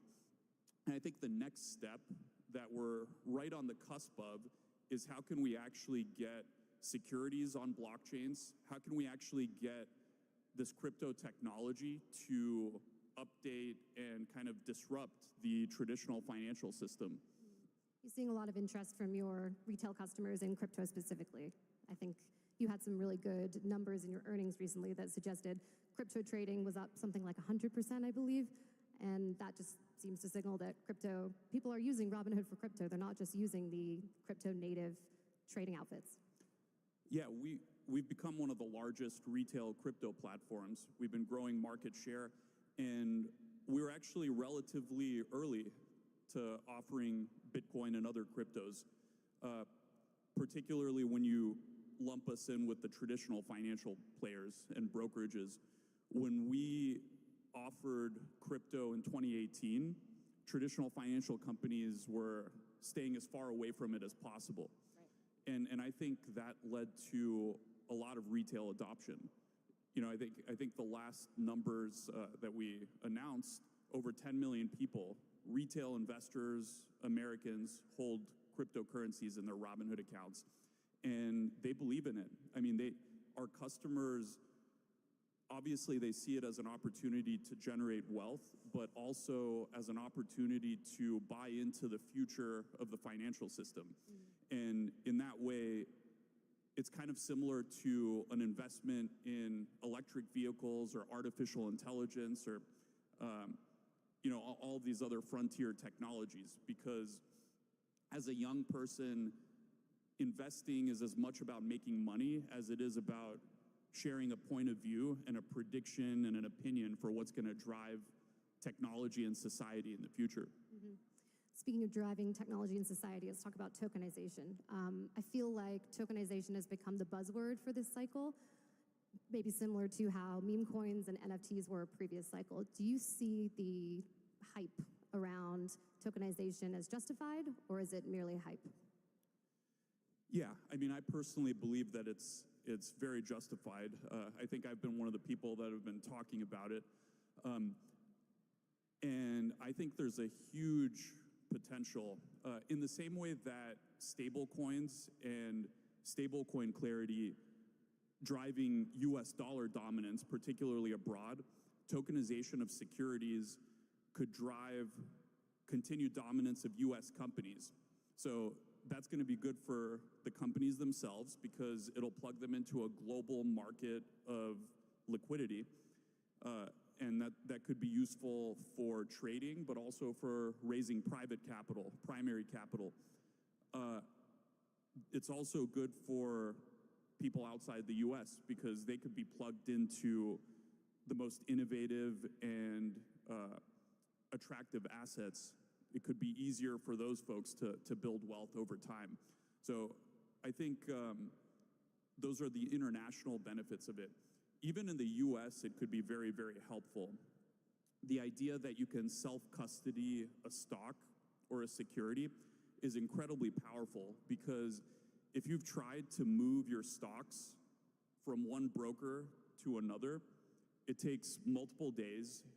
Sometimes you have to go into a physical branch office. You have to talk on the phone to someone. So people just don't do it. Your stocks are very much locked into a particular broker. And I think it's a risk management issue. If something happens to that broker and you're unable to get into and out of positions, I think that's a big problem. And that's just one of the things that tokenization could help address, which I think eventually when everyone kind of sees the benefits of this technology, it'll go from being a possibility to actually being inevitable. So Kraken obviously just announced that they are planning to tokenize stocks for investors outside of the United States. There was a report that Robinhood is looking to do the same for European investors. Can you confirm or deny that that is in fact the case? And if so, kind of how are you planning on going about that? When can we expect an announcement? Yeah, I usually don't like to announce products before they're live. So obviously, if there were to be a product, you guys all would be the first to hear about it, the small group of people. And I would say in general, there's been a lot of people talking about tokenization and throwing the buzzword around. And I'm generally not a huge fan of that. Like, I prefer to create products that people can use. And so I think it's right now is about the time where we have to move from talking about it to actually putting product into people's hands. So I'm excited to see what Kraken puts out. Obviously, thus far, it's just been a press release and kind of an intention to launch. But you know, I like that team. You know, we collaborate on several things. So more new technology transforming traditional financial services, I think, is going to be better for all of us. Are you waiting on more regulatory clarity for launching maybe a tokenization product in the US? I feel like I actually did have a conversation with another exchange. I said, Kraken announced this. What about you guys? And they said, well, we really want to wait until we can offer these products to U.S. investors. And, I feel like that is obviously something that a lot of crypto companies have been waiting to do because of this regulatory climate change. Is that something that Robinhood is maybe using as a green light? It's more regulatory clarity, and does that come from Congress or does that come from the SEC? Yeah, there's a lot of layers to this question. I think the first thing is that in the U.S., we already have it pretty good. I mean, you can download Robinhood. It's fairly easy to set up an account. You get access to thousands of securities. It's highly regulated. The user experience is pretty good. We have over 1,000 securities that trade 24/5. And of course, we'd love that to be 24/7, which tokenization would make a little bit easier. But we already have it pretty good relative to the rest of the world, where in most places they don't have functional banking systems. You can't easily invest in U.S. stocks. So there's that. There are benefits, of course, to tokenization, but I think the delta between what we have in the U.S. and tokenization is largely going to be a back-end efficiency improvement. That said, we do believe that it should happen, and there's a lot of interest in making it happen, both from industry and from the regulators. So I think that the SEC has the authority to enable tokenization of securities on an exemptive basis, so without congressional action. And that's something we're working with them to figure out. Johan, who's our crypto GM, participated in the SEC Crypto Task Force Roundtable on tokenization just a couple weeks ago. Obviously, the White House has had the Crypto Summit, and I think there's excitement from the administration and from the SEC to figure this out and to be among the first to do it. And I think it'll unlock a lot of things. But yeah, I think it can be done in the U.S. as well without necessarily having Congress act. Mm-hmm. Yeah, you guys met with the task force, I believe it was back in February, and tokenization was a point that came up in that meeting as well. So you would say the SEC is taking this issue pretty seriously. Yeah, and I think that just the equivalence, saying that if a security or a stock trades on a blockchain, it can be treated as a security, just like one that goes through the DTCC and central clearing.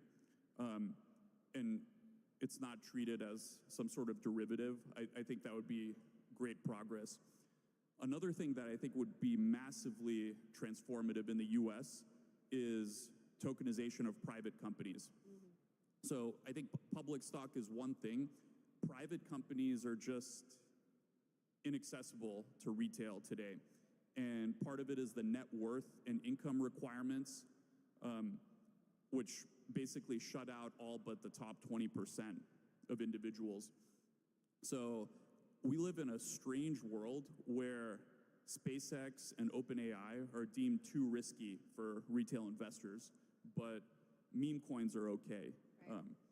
And obviously, I'm a fan of meme coins. I think people should be able to do what they want with their money, but the juxtaposition of being able to invest as much as you want in a meme coin while SpaceX and OpenAI are just inaccessible just doesn't make sense. So that's one thing we're pushing towards, more clarity for how retail can invest in private companies.